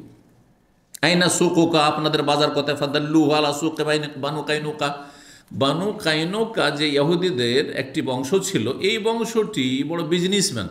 এখন ইহুদিরা সারা বিশ্বের বিজনেস কিন্তু হোল্ড করে আছে। আমরা যারা আন্তর্জাতিক খবর রাখেন, দুনিয়ার ব্যবসা, বিজনেস, হ্যাঁ, আর ধন সম্পদ আর মিডিয়া, যেগুলো গুরুত্বপূর্ণ জিনিস পৃথিবীর, হ্যাঁ, অর্থনীতি, সব কিছু কাদের হাতে? এ মুসলিম ইহুদিদের হাতে, মুসলিম ইহুদিদের হাতে। জি, এটা আল্লাহ রাব্বুল পক্ষ থেকে একটি বালা মুসিবত মুসলিম উম্মার জন্য। কিসের জন্য? মুসলিম উম্মার আল্লাহর দিন থেকে সরে যাওয়ার জন্য, যে সারা দুনিয়ার আসল বিষয়গুলি তাদের হাতে, অথচ তাদের সংখ্যা সবচেয়ে বেশি কম, সবচেয়ে বৌদ্ধিস্টদের চাইতেও কম, আর তারপরে খ্রিস্টানদের চাইতে অনেক কম, মুসলিমদের চাইতে অনেক কম, সবার চাইতে কম, হিন্দুদের চাইতেও কম। তারপরে দেখেন দুনিয়া তারা ধরে আছে, দুনিয়ার নেতৃত্ব, আসল নেতৃত্ব তাদের কাছে আছে। পেছন থেকে সরাসরি না থাকলে পরোক্ষভাবে তাদের নেতৃত্ব সারা বিশ্বে। জি, আল্লাহ হেফাজত করুন যতক্ষণ পর্যন্ত দিনের দিকে ফিরে না আসবেন। জি, কিছু আরব সিনিয়র ওলামারা বলেছেন যে আল্লাহ ফিলিস্তিনে ইহুদিদেরকে তাড়িয়ে মুসলিমদেরকে বিজয় কখন দান করবেন? বলছেন জুমার দিনে যত সংখ্যায় লোক নামাজে হাজির হচ্ছেন, তত সংখ্যায় যেদিন ফজরে আসতে পারবেন। এটা আজকাল মুসলিমদের জন্য সম্ভব না, এটা চাই না, বিজয় চাই খুব, হ্যাঁ, সুখে থাকতে চাই খুব, নেতৃত্ব দিতে চাই, ক্ষমতা চাই, কিন্তু যেই রাস্তায় আল্লাহ ক্ষমতা দিবেন সেই রাস্তায় আসবে না, সেই রাস্তা ধরবে না। আমি সফরে ছিলাম, সেই সময় একটা ছবি তুলেছে আমাদের মোহতাসাম, আপনার জুমার দিনের ছবি তুলেছে। কারণ আমরা জুমাতে মসজিদে ঢুকে গেলে তো বুঝতে পারি না, আপনারা বুঝতে পারেন না কত দূর পর্যন্ত মানুষ নামাজ পড়ছে। পুরো যে এই যে আলহাসা ট্যাক্সি স্ট্যান্ড পর্যন্ত মুসল্লি নামাজ পড়ছে। এইদিকে রোডের ওপারেও যে ফুটপাত আছে, রোডের ওপারে, কিং সৌদের রোডের ওপারে যে ফুটপাত আছে দোয়াশারে, ওগুলোতে নামাজ হচ্ছে। আর তারপরে রোডের কিনারে কিনারে নামাজ হচ্ছে। ওই দিকে আপনার সিকোতে পৌঁছে গেছে মুসল্লি, যাই নামাজ বিছিয়ে নামাজ পড়ছে, আর সেই ছবি পাঠিয়েছে। বুঝতে পারছেন? আপনারা এখানে হয়তো থাকেন, তারপরেই খবর রাখেন না। তাহলে এত লোকগুলি বাইরে থেকে আসছে নামাজ পড়তে? বাইরে নয়, এখানে বাস করে, সিকো মার্কেটে বাস করে, হাই দোয়াশের বাস করে। নাখিলের লোক আসে না, খালিজের লোক আসে না, কারণ নাখিল খালিজ ওইদিকে জুমা মসজিদ অনেক আছে। বুঝতে পেরেছেন? কিন্তু ফজরের নামাজে কোথায়? সুতরাং কী করে আল্লাহ সাহায্য করবেন? কী করে আল্লাহ আপনাকে কাফেরদের বিজয় দান? কোনো দিন হবে না, শুধু কামনা করলে হবে না, রাস্তা ধরতে হবে। তো কাইনুকা বংশ ইহুদি বংশ, আর এরা সবাই স্বর্ণের ব্যবসায়ী ছিল, স্বর্ণকার, জি, গোল্ডের ব্যবসা ছিল এদের। তো তাকে বাতলে দিলেন যে এই বানু কাইনুকাদের এখানে মার্কেট আছে, ওখানে ব্যবসা বাণিজ্য ভালো চলে। ফামান কালাওয়া ইল্লা ওয়া মাহু ফাদলুম মিন আকিতিন ওয়া সামিনিন, সকালে গিয়েছে ব্যবসা করার জন্য। আব্দুর রহমান আউফ বড় ভালো ব্যবসার টেকনিক বুঝতেন উনি, যেন মক্কায় থেকেছেন, মক্কার মানুষের ব্যবসা বিজনেস বুঝে। রেহলাতা সেতায় ও সাইফ সুরায় করে আল্লাহ বলেছেন তারা দুই সিজনে ব্যবসা করতো। এক সিজনে চলে গেল ইয়ামান দেশে শীতকালে দক্ষিণ দিকে, আর গ্রীষ্মকালে কোন দিকে যেত? শাম দেশে, প্যালেস্টাইন, আর ওই আপনার সিরিয়া, লেবানন, এসব দেশে ব্যবসা করতে যেত। আর তারপরে এই যে ঠান্ডা গরমের সিজনে যে মাল সামানগুলি, পণ্যগুলি নিয়ে আসলো শাম দেশ থেকে, উত্তরাঞ্চল থেকে দক্ষিণ অঞ্চলে পৌঁছালো, হ্যাঁ, কখন? শীতকালে গিয়ে পৌঁছে দিল। দক্ষিণ অঞ্চলে ইয়ামানে যখন পৌঁছে দিল, ইয়ামানে কিন্তু সব পণ্য সীমিত থাকলো না, ইয়ামানের লোকেরা আবার ইন্ডিয়ার সাথে ব্যবসা বাণিজ্য করতো। হ্যাঁ, সুতরাং সেখান থেকে ভারতে চলে গেল, মাল সামান পণ্য নিয়ে চলে গেলো, কেরালায় চলে গেল, তো চেন্নাই মাদ্রাজে সেই আপনার যে সাগর তীরবর্তী এলাকা চলে গেল, সেই চিটাগাং চলে গেল, সে বরগুনা চলে গেল, ওইসব এলাকায় চলে গেল। ওখানকার যে মাল সামান ভারতীয় পণ্য সেগুলি আবার সেখান থেকে এমন আসলে এমানিয়ান মার্কেট থেকে এই মক্কার লোকেরা এখান থেকে নিয়ে আসলো। নিয়ে আসার পর এখানে যা কিছু সেল হইল এখান থেকে আবার মাল সামান নিয়ে চললো উত্তরাঞ্চলে, কোথায়? প্যালেস্টাইনে নিয়ে চললো। এইভাবে প্যালেস্টাইন থেকে শুরু করে ভারত, বাংলাদেশ, বর্তমান বার্মা পর্যন্ত ব্যবসা বাণিজ্য চলত। এটি ছিল তখনকার ব্যবসা বাণিজ্য সাগর পথে। তো এই জন্য কিছু কিছু রেওয়ায়ত পাওয়া যায় আদার কথা, জঞ্জবিল, আর তারপরে পাওয়া যায় নারিকেলের কথা। এগুলির উৎপাদন কোথায়? ভারত, বাংলাদেশে। হ্যাঁ, দেখেন নারিকেলের এলাকা হচ্ছে কেরালা, দক্ষিণ ভারত। তারপরে আদা চাষ এগুলো আমাদের দেশে আছে, তাই না? তো ওই সব যে পণ্যগুলি বা খাদ্যদ্রব্যগুলি সেগুলি সেখান থেকে আরব দেশে আসতো, এখান থেকে আবার প্যালেস্টাইন যেত বা সাব দেশে যেত। তো এই কাইনুকা বাজারে গেলেন, আর তারপরে সকালে গিয়ে সন্ধ্যায় ফিরে আসছেন বড়ই লাভবান, একদিনের বিজনেসে লাভবান হয়েছেন। নিয়ে এসছেন কিছু কি আকেতিন পনির নিয়ে এসছেন, কিছু ঘি নিয়ে এসেছেন, আর তার সুম্মাতাওয়াল গদুয়া, তারপরে প্রতিদিন নিয়মিত এরকম ব্যবসা করা, সকালে যান আর বিকেলে আসেন, সকালে যান আর সারাদিন ব্যবসা বাণিজ্য করে মার্কেট থেকে সন্ধ্যাবেলা ফিরে আসেন। সুম্মা যাইয়মান, কয়েকদিন মাত্র হয়েছে, আর একদিন তিনি এসেছেন বিবাহ শাদী করে, বিয়ে টিয়ে করেছেন। তো অবেহি আসার ও সুফরাতিন, তার শরীরে হলুদ রঙের চিহ্ন রয়েছে, হলুদ রঙের চিহ্ন। এই হলুদ রঙের কি, এই শাব্দিক তর্জমা পড়ে আমাদের দেশে কিছু লোকেরা তখন হলুদ মাখা শুরু করেছে। হলুদ মাখার রহস্যটা আমি চিন্তা করছি আসলো কোত্থেকে। আমাদের দেশের পাত্র পাত্রীকে বিয়ের আগে কি করায়? হলুদ মাখায়। এর বাবা আসলো কোথায়, এর কোনো অস্তিত্ব আছে কিনা? এই হাদিসটাকে বুঝতে গিয়ে তর্জমা পড়া মৌলবী এই যে হলুদের কথা, সুফরা আসফার মানে হলুদ, আর যে হলুদ মাখা, সুতরাং আমরা হলুদ মাখাবো। আর যদি বুঝাও থাকে, বুঝার পরে দেখছে যে যেটা তারা লাগিয়েছিলেন শরীরে সেটা তো বেশি দামি জিনিস, মূল্যবান, সেটা তো আমাদের কাছে পয়সা নেই, গরিব মানুষ, গরিব দেশের মানুষ, সুতরাং আমরা হলুদ মাখি। ব্যাপারটা কি ছিল যে তিনি বাসর করেছেন, আর তার স্ত্রী নারীদের শরীরকে উজ্জ্বল করার জন্য জাফরানের সুগন্ধি ব্যবহার করা। আজকাল যেমন ক্রিমের যুগ, ক্রিম লাগাচ্ছেন, তাই না? তখন তার ক্রিমের যুগ ছিল না, তাই না? তো কি করা হয়তো জাফরান বুঝলেন তো, যে এটা এই যে বিরিয়ানি টিরিয়ানি আজকাল সামান্য একটু খেলে মনে করেন জাফরান, অথবা যে গাওয়াতে অনেকে ব্যবহার করছেন। তো এই জাফরান অনেক দামি জিনিস, কাশ্মীরে হয়, আরও এইসব ঠান্ডা দেশে হয়তো হয়। তো এই জাফরান খুব মূল্যবান যে জিনিস, সেই জাফরান মেখেছিলেন তার স্ত্রী, আর স্ত্রীর সাথে তিনি বাসর করেছেন। তখন স্ত্রীর গায়ে থেকে তার গায়ে একটু লেগেছে, আর ওগুলো লেগে আছে একটু জাফরানের রং, জাফরান রংটা একটু হলুদ বর্ণ। সেটা দেখার পরে নবী সাল্লাল্লাহু আলাইহি ওয়াসাল্লাম ভাবছেন, আরে এর গায়ে হলুদ ভাব কেন, একটু হলুদের চিহ্ন কেন? এই হচ্ছে রহস্য। আসলে এই হাদিসে এইটাও প্রমাণ করে না যে তিনি জাফরান মেখেছিলেন, কারণ জাফরানে রং সুন্দর করে, আর যাতে যেই সুগন্ধিত রং সুন্দর করে সেটা মহিলাদের জন্য, পুরুষদের জন্য না। এই জন্য জাফরান লাগানো এটা মহিলাদের মহিলাদের সুগন্ধি এটা। জি, তা আসল ব্যাপারটা এরকম ছিল। নবী সাল্লাল্লাহু আলাইহি সাল্লাম বললেন মাহিয়াম, নবী সাল্লাল্লাহু আলাইহি সাল্লাম দেখছেন আব্দুর রহমানকে যে ওর চেহারাতে একটু যেন হলুদ হয়ে আছে। তো ব্যাপারটা মাহিয়াম মানে মা শানুকা, কি ব্যাপার, মানে একটু এইভাবে ইশারা ইঙ্গিত করেছেন, ব্যাপার সবার কিছু আছে, তুমি বিয়ে করেছো মনে হয়, কি ব্যাপার? কালা তাজাওয়াজতু, আমি বিয়ে করেছি ইয়া রাসূলুল্লাহ। কালা কাম সুক্তা ইলাইহা, কতটা মাহার দিয়েছ, কতটা মোহর দিয়েছ? না আজকালকার মতো দেশের মতো আমাদের দেনমোহর মানে দেন মানে দেওয়া নয়, দেন মানে কি? দাইন মোহর মানে ঋণ মোহর। দাইন মানে কি হয় আরবিতে? ঋণ মোহর মানে ধারও থাকবে। ওই এমন নাম দিয়েছে আমাদের দেশে, নাজাইজ নাম, দাইন মোহর মানে ধার মোহর। বাংলায় ওর তর্জমা হচ্ছে দাইন মোহরের মানে ধার মোহর, মানে ধার দিয়ে বিয়ে করব, নগদ দেব না। আর মরার আগেখানে হ্যাঁ পরিবারে যত মহিলারা আছে হ্যাঁ কি করবে, এই মাফ করে দে তোর স্বামীকে মাফ করে দুনিয়া থেকে চলে যায়, আগে মাফ কর। আর আমাদের অঞ্চলে একটি আঞ্চলিক ভাষা আছে, মোহরটা হাওয়া দিয়ে দে, তোর স্বামীকে হাওয়া দিয়ে দে, হাওয়া দিয়ে দাও। হাওয়া দাও বুঝেন, মানে মাফ করা, ক্ষমা করা, ক্ষমা নিতে হবে। আপনার কাছে 10,000 রিয়াল ধান নেবো আর তারপর হাওয়া দিয়ে দে, মাফ করে দেবেন আপনি? হ্যাঁ না, আমি দেওয়ার চেষ্টা করব, আসল হচ্ছে দিতে হবে। না দিতে পারলে ক্ষমা চাইবে, সেটা ভিন্ন বিষয় রয়েছে। দিতে পারবেন না, জমি জায়গা আছে, সব আছে, বাড়ি আছে, গাড়ি আছে, সব কিছু আছে, আর মোহরের বেলা এরকম বেঈমানি। আল্লাহ হেদায়েত দান করুন।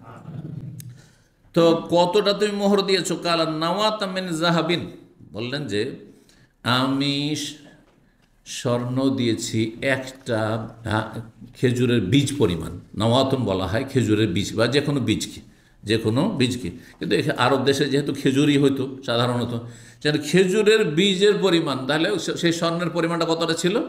একটা খেজুরের বীজের সমান, বিচির সমান। আর ওয়াজন নাওয়াতিন, অথবা যে কোনো বিচের বিচির ওজন পরিমাণ। ইব্রাহিম যে বর্ণনাকারী রয়েছে তার সন্দেহ হয়েছে, ওয়াজন নাওয়াতিন বলেছেন বা ওয়াজন নাওয়াতিন মিন জাহাবিন, স্বর্ণের ছিল না চাঁদির ছিল, একটু সন্দেহ, কিন্তু সেটি ছিল স্বর্ণের। আর একটা আঁটি বা খেজুরের বিচি সমান হচ্ছে 5 দিরহাম, অল্প স্বর্ণ। রাসূলুল্লাহ সাল্লাল্লাহু আলাইহি ওয়াসাল্লাম আরও বলেছিলেন, অন্য হাদিসে রয়েছে, সামনে আসছে, আউলে মলাবে সাতিন, এখন তোমাকে অলিমা দিতে হবে। ঠিক আছে, মোহর তো দিয়েছেন, নগদ মোহর দিয়েছেন, দেন নাই? আরে গরিব মানুষ, আমি এসেছি মহাজের, দেন মোহর, বাকি মোহর বিয়ে করেছেন? হ্যাঁ, ছোটকালে দেখতাম 1 টাকা নগদ আর বাকি সব। এখন কত টাকা নগদ হয়? এখন একটু বেড়েছে, বলছে 151 টাকা নগদ, 101 টাকা নগদ। তারপরে দেখলাম 501 টাকা নগদ। এই যে কোন বেদাতিরা চালু করেছিল, আল্লাহ হেদায়েত করুক এদের, বেঁচে থাকলে আর মারা গেলে আল্লাহ বুঝবে বেদাতিদের সাথে কুপ্রথা সব চালু করেছে। তো 3781 নম্বর হাদিস মানে আনাস রাদিয়াল্লাহু তাআলা তিনি বলেন, কাদেমা আলাইনা আব্দুর রহমান ইবনে আউফ, আব্দুর রহমান আউফ আসলেন আমাদের কাছে। আনাস বলছেন মদিনায়। ওয়াখান নবী সাল্লাল্লাহু আলাইহি ওয়াসাল্লাম ভাতৃত্ব স্থাপন করে তার মাঝে এবং সাদ বিন রবির মাঝে। ওয়াকানা কাসিরান, সাদ বিন রবি বড় ধনী মানুষ ছিলেন। সাদ বলেন, কাদ আলেমাতিল আনসার, আনসারীরা ভালো করে জানে যে আন্নি মিনার আকসারিহাম মাল, আমি বেশি ধনী মানুষ মদিনার। সাকসে মালি বাইনি ও বাইনাকা সাতরাইনি, 2 ভাগে ভাগ করেনি আমার ধন সম্পদ। ওয়ালি ইমরাতান, আমার 2টো স্ত্রী আছে। ফানুজুর আজামা ভাই এলাকা, যেটা তার পছন্দ লাগে, ফাউতাল্লেও তাকে তালাক দিয়ে দিচ্ছি। হাত্তাই জাহাল্লাত, যখন আর ইদ্যত পার হয়ে তোমার জন্য হালাল হয়ে যাবে। তার ইদ্যত না পার হলে হালাল হয় না। কারো স্ত্রীকে আজকাল কিছু শয়তান এত বদ প্রকৃতি আছে, কুমারী আছে বিয়ে করবে না, হ্যাঁ, বা তালাক প্রাপ্ত হয়ে আছে, বিধবা আছে, বিয়ে করবেন না, পরের বন্ধনে আছে, স্ত্রী হয়ে আছে, আর তার বাচ্চা আছে। কত বড় জালেমেরা এরা, লুচ্চার সাথে সাথে জালেমেরা, এদের মৃত্যুদণ্ড হওয়া ফরজ। জি, কত যে সংসারকে এরা ধ্বংস করছে। বিবাহ করে আছে একজন, আর সুখে শান্তিতে দাম্পত্য জীবন তাদের চলছে, বাচ্চাদেরকে মানুষ করছে, আর হঠাৎ করে তার সাথে লাইন লাগিয়ে আর বড় বড় টোপ দিয়ে, আর কিছু বোকা আবেগী মহিলাও আছে, হ্যাঁ, মনে করে যে এই হয়তো জান্নাতের স্বপ্ন দেখাচ্ছে, জান্নাত চলি, দুনিয়ার জান্নাত পেয়েই যাব। আর তারপরে বাচ্চা কাচ্চা ছেড়ে, স্বামীকে ছেড়ে উধাও হয়ে চলে যাচ্ছে। অনেকে তো বাড়ি যদি নিজের নামে থাকে, মহিলা তো বাড়ি সহ দখল করে নিচ্ছে, বেদখল করে দিচ্ছে। এই সবও আছে আমাদের কাছে প্রমাণ। জি, আল্লাহ হেফাজত করুন। তো এই যে এইভাবে নিয়ে গিয়ে বিয়ে করা, কোর্টে গিয়ে ব্যাকডেট দিয়ে তালাক, মানে তালাক দিচ্ছে আজকে গিয়ে। আচ্ছা, এই উকিলগুলো কত অসৎ, আল্লাহ হেদায়েত করুন যারা এইসব কাজগুলি করছে।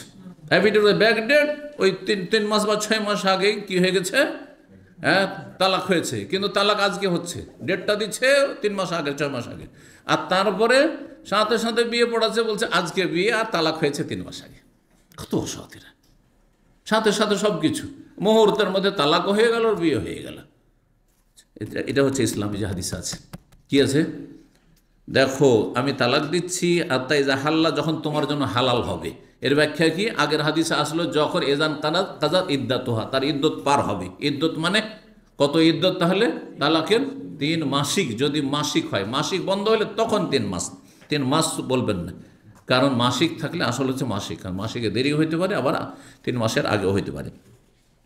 তাজাওয়াজ তারপর তুমি বিয়ে করে নিও। কাল আব্দুর রহমান বলে বারাকাল্লাহু লাকা ফি আহলিকা, তোমার পরিবার আল্লাহ বরকত দিক। ফালাম ইয়ারজি ইয়াউমাইযিন হাত্তা আফদালা শাইআম মিন সামিন আকাতিন, তারপরে সে ব্যবসায়ী গেল আর সন্ধ্যাবেলা ফিরে আসছে কিছু ঘি আর কিছু পনির নিয়ে। ফালাম ইয়ালবাস ইল্লা ইয়াসির, অল্প কয়েকদিন হয়েছে। হাত্তা যা রাসূলুল্লাহ রাসূলুল্লাহ সাল্লাল্লাহু আলাইহি ওয়াসাল্লামের খেদমতে এসে হাজির আব্দুর রহমান। ওয়া আলাইহি ওয়াদারুন মিন সুফরাতিন, আর তার শরীরে হলুদ রঙের চিহ্ন রয়েছে। ওদারণ মানে যেন মেখে আছে মনে হচ্ছে, তার শরীরে মাখা মাখায় আছে, মানে হলুদ বর্ণ। ফকাল আল্লাহ রসুল্লাহ বললেন মাহিয়াম, কি ব্যাপার? কালা তাজাওয়াজতু ইমরাতাম মিনাল আনসার, আনসারি একজন মহিলাকে বিয়ে করেছি। তাহলে তিনি ছিলেন মুহাজির কিন্তু বিয়ে করেছেন আনসারি মহিলাকে। কালা মা সুক্তা ইলাইহা, কি দিয়েছো তাকে মাহার? কালা ওয়াজনু নাওয়াতি মিন যাহাবিন, স্বর্ণের একটি এমন একটি পরিমাণ যেটা হচ্ছে, যেটাকে নাওয়া বলা হয় কেউ কেউ বলেছেন, আর নাওয়াতুন মানে বিচি, খেজুরের বিচির সমান সেটি। আও নাওয়াত মিন যাহাবিন। ফাকাল আউলিমাল আল্লাহু শাতিন, এখন তোমার ওলিমা বাকি, ওলিমা তুমি দাও, মানুষকে খাওয়াও, যদিও একটি ছাগল দিয়ে হোক না কেন। হ্যাঁ, এটা তাহলে সর্বনিম্ন ওলিমা নাকি সর্বঊর্ধ্বে ওলিমা? নবী সাল্লাল্লাহু আলাইহি ওয়াসাল্লাম বলছে আউলিম, তুমি ওলিমা করো যদিও একটা বকরি হোক না কেন। তো এটা সর্বনিম্ন না সর্বঊর্ধ্বে? সর্বনিম্ন যদি বলে তো নবী সাল্লাল্লাহু আলাইহি ওয়াসাল্লাম এমনও বিয়ে করেছেন, সফরে বিয়ে করেছেন, আর সেখানে বকরিও নেই, কিছুই নেই। কি আছে তোমাদের কাছে নিয়ে আসো। কারো কাছে একটু রুটি আছে, কারো কাছে একটু 2-4টা খেজুর আছে, কারো কাছে কিশমিশ আছে, নিয়ে আসা হইলো, আর তারপরে সেগুলি খেয়ে দিয়ে ওলিমা হয়ে গেল। তাহলে এটা বকরির চাইতে নিচে হইল না? বকরির চাইতে কম হইল না? তাহলে হইল। তো ব্যাখ্যা কি আসলে? আচ্ছা, যদি বলেন যে না এটা সর্বঊর্ধ্বে, তবু ভুল হবে, কারণ একটা বকরি শুধু খাওয়াবেন, যারা সচ্ছল ব্যক্তি তারা 10টা-20টা বকরি খাওয়াইতে পারেন, আপনি 10টা-20টা উঁটও খাওয়াইতে পারেন আপনি, বা 1-2টা উঁট 1-2টা গরু খাওয়াইতে পারেন আপনি, কোনো অসুবিধা নেই। যেমন আপনার অবস্থা সেই হিসাবে ব্যবস্থা। জি, তো এটা যারা মোটামুটি, যাদের কাছে কিছু অল্প আছে, আর তার একটা বকরি জবাই করে অলিমা খাওয়াবার মতো যোগ্যতা আছে, আর্থিক সচ্ছলতা আছে, সে একটা বকরি দেবে, এটা সর্বনিম্ন। কিন্তু তাও যদি না থাকে, আপনি কোনো রকম মোহর দিয়েছেন, আর তারপরে অলিমাতে শুধু খেজুর খাওয়াইতে পারবেন, বিয়ে এখানে হয়ে গেল, আর তারপরে বিয়ে পড়িয়ে দেওয়ার পরে একটু খেজুর খাওয়িয়ে দিলেন আপনি, সেটা অলিমা হইতে পারে। আমাদের দেশে খেজুর ছিল না, তো আমরা ছোটোকালে কী খাওয়াইতো জানেন? বাতাসা। বাতাসা বুঝেন তো? হ্যাঁ, এই বাতাসা, সেটাই যে কত প্রিয় ছিল, সেটাই নিয়ে কত কামড়াকামড়ি, মানুষের কাড়াকাড়ি। আর সর্দার মণ্ডলগুলি যে থাকতো, ছোটোকালে দেখতাম ওদের দিকে ভালো করে, কারণ ছোটরা কিন্তু খুব বেশি ফলো করে।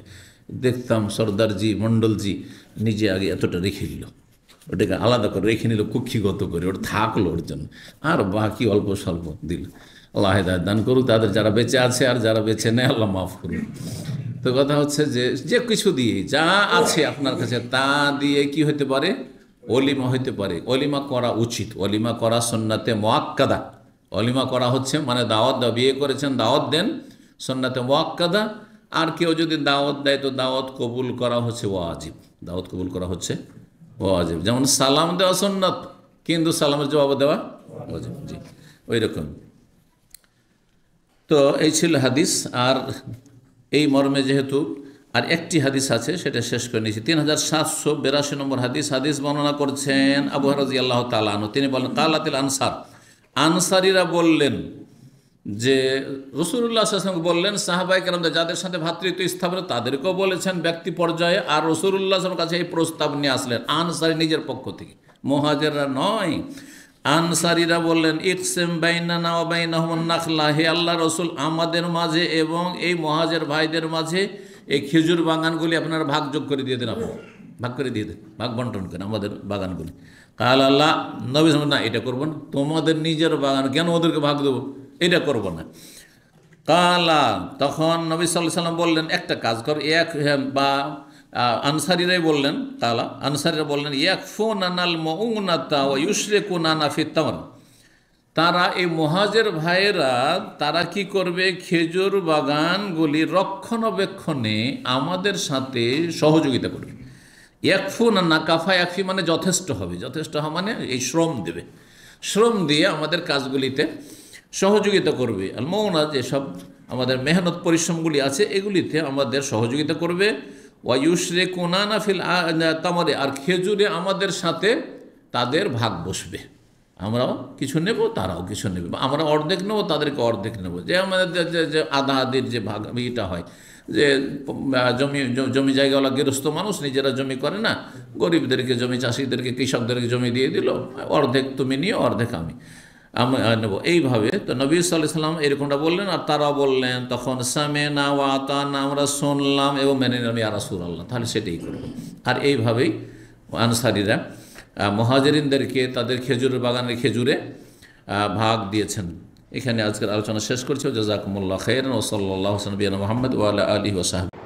ইন্নাল মুসলিমিনা ওয়াল মুসলিমাতি ওয়াল মুমিনিনা ওয়াল মুমিনাতি ওয়াল কানিতিনা ওয়াল কানিতাত والقانتين والقانتات والصادقين والصادقات والصابرين والصابرات والخاشعين والخاشعات والخاشعات والمتصدقين والمتصدقات والصائمين والصائمات والحافظين فروجهم والحافظات والذاكرين الله كثيرا والذاكرات أعد الله لهم مغفرة وأجرا عظيما.